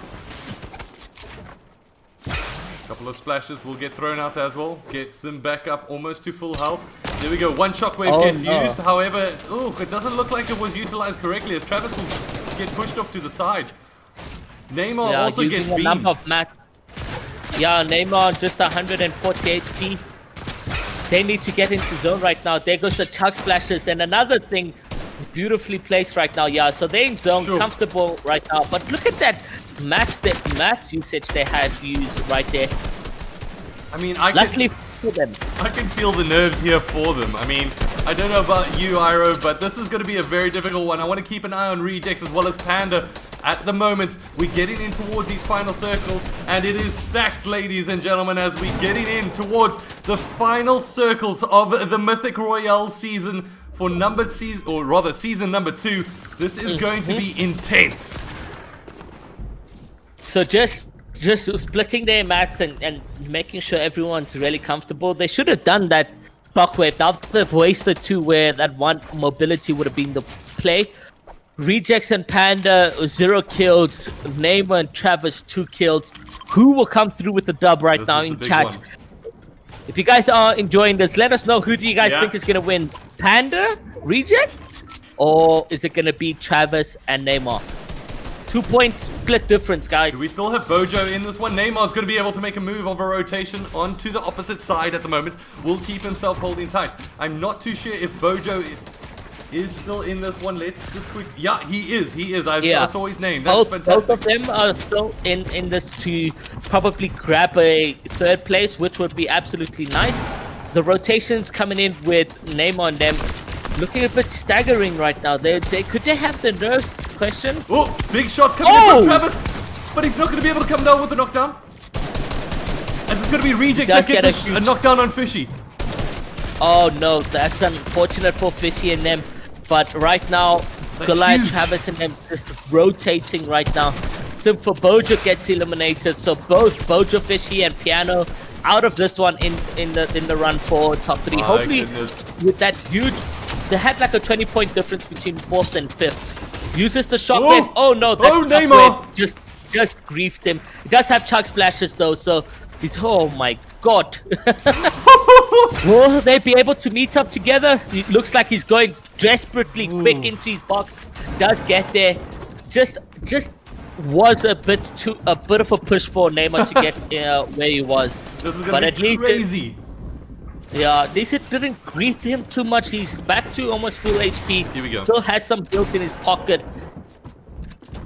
We head towards the 8th circle. 170 mats, 160 mats are going quickly. Players in his box right there. Will they get the edit? They say let's go down rather. So going on the low play. Neymar, there we go. Hold on. We've got Neymar as well as Travis still very much alive. On the opposite side of things, I need to keep an eye on both of these teams. Little mats though. They got only 38 builds. 38 builds would. There's a player just right there. Will they get that elim though? Does look like they've got a total of 2 elims in the back pocket. Having a look at Panda and Co, they've got 1 elimination. Remember, there's only 2 points that separate them, but Neymar's going to extend that lead even further. However, he is taken down very low. He needs to be able to pop up a couple of minis. He's taking a lot of damage right now, probably taking some floppers, chilling in Storm right now. Panda going for that high play. Panda's dead. It's only Reject left. And Reject's taking a lot of Storm damage right there. Works his way in. Will he be able to get out of zone? Gets an absolute beam right there. Only 4 builds left at hand, guys. This is it. The question at hand. Will Rejects be able to carry his weight though? This is the Both question. players are still alive. Although no mats. They're in a bush with no mats. Getting that spam build. Rejects just finding himself in some trouble right there. Oh my gosh! No build, and he gets eliminated, so that's it for him. There's no catching up to Bravado or Neymar. We've got Neymar as well as Travis, and it's going to be Neymar that comes on top of that fight. It's going to be absolutely huge. Comes up with a shotgun, not going to be able to follow through with it, but it's going to be Travis that manages to stay alive here as he sees his teammate getting taken down. But will it be enough? He gets a massive shotgun shell to the face. It's going to be Lurkmeister that gets knocked down. We are down to the top 3, ladies and gentlemen. As there we go, some big shotgun shots. It's Travis with the follow through. Who's going to be able to come out on top? Crispy tries to get out of the situation. We're left down to a 1v1 situation. It is Travis taking on Vibes, and Vibes sits on top. He's got the heals. He's got the mats as well. Travis can't get up there, so this is it for Travis right now. He cannot get up in that situation, trying to use as much as he can. But unfortunately for Travis, no builds means he is dead. The Storm was ticking fast. Vibes had that high position, manages to grab that dub right there. It is unfortunate to see Rejects and Panda losing that on rotation. Would have been a close one, but unfortunately ran into some predicaments, it seems. 10 kills for Neymar and Travis right now. Absolutely massive. Look at that, as it is going to be the kills that count the most for Neymar and Travis. And I'm going to head back to our cameras on our screen. Iro, I think we've got our winners of the Mythic Royale. And that is going to be none other than Travis, as well as Neymar, who managed to come out on top. A huge congratulations to them, really coming up clutch when they need to. And it seems like Panda and Rejects just got themselves into a position where they really couldn't take control of the fight, to be honest. Yeah, no, the pressure, they started off slowly, first and foremost, landing Weeping Woods, where there's absolutely nobody around them. But even though they had a 2 kill split difference, that just wasn't their game in the rotations where we've seen them come close to winning almost 3 games. But unfortunately, this was not their game. I still think they got a secured second place. We'll just see as they submit their scores and so forth. But absolutely GG's to everyone there. Absolutely GG's. And if there's one thing I want to encourage you guys, if you want to see another Mythic Royale, please go spam the hashtag Mythic Royale in the Twitter, wherever you can, to make sure that we can try secure this one again, ladies and gentlemen. We really want to be able to bring you the action. We managed to bring you 2 seasons this year, but I have to say, a congratulations and a very, very well done to Neymar and Travis. You absolutely deserve it, taking that clinical win in the Duo Cup Championship final here for the Mythic Royale. Iro, before we close things off, I do want to say a big thank you to you, good sir, and the work that you're doing. I really, really do appreciate what you make happen in the Fortnite community. We're also trying to do the most from our side of things. Before we end off, I just want to say a big thank you to you for joining us here today. And of course, from your side of things, a couple of last words, I can hand them over to you. Thank you so much, Holden, for having me time from time. I mean, from the first season to the second season, the finale, Travis and Neymar, absolutely GG's. I was correct on my prediction, by the way. I said Neymar and Travis would win this, and they did come through with the absolute victory royale for them. I look forward, if ever, a season 3. Only the Fortnite ZA community can make that happen. So do make sure you guys go on Twitter, guys. Hashtag Mythic Royale, and let's make that happen. And that's going to be in the 2021 region. For now, I'm going to be signing out. And thank you so much, Holden, for the opportunity. It's been an absolute pleasure. And a big thank you to each one of you viewers being able to tune in here today. And a big thanks, of course, to the ACGL family doing some work behind the scenes, making sure that the scoreboards, the chat, everything takes place. And once again, a big shout out to all of the sponsors for making that happen. That's MSI, Red Dragon, SparkFox, as well as Crucial. And without them, we wouldn't be able to supply you with these regular tournaments that we've been trying to do for 2020. 2021, my dream, my goal would be, or at least our entire team's goal and dream, and I think the communities too, would be able to see you guys at LAN. We definitely want to make that happen. So please, just try show your love. See if we can get that on Twitter and get some socials going. I want to say a big thank you to everybody once again for joining us here today. That has been the Mythic Royale Season 2 with 30,000 Rand in cash prizes handed out. And don't forget, you've got that last minute opportunity to play some matchfinders, get your Mythic tokens, and get them entered. There's going to be a MSI graphics card, I believe it's a 1660, as well as an MSI monitor that is up for grabs. Your last opportunity to get some prizes in the Mythic Royale. For myself, Nick Holden, and the rest of the ACGL family, as well as Iro, we'll be hopefully catching you for the Season 3 of the Mythic Royale. Until then, cheers.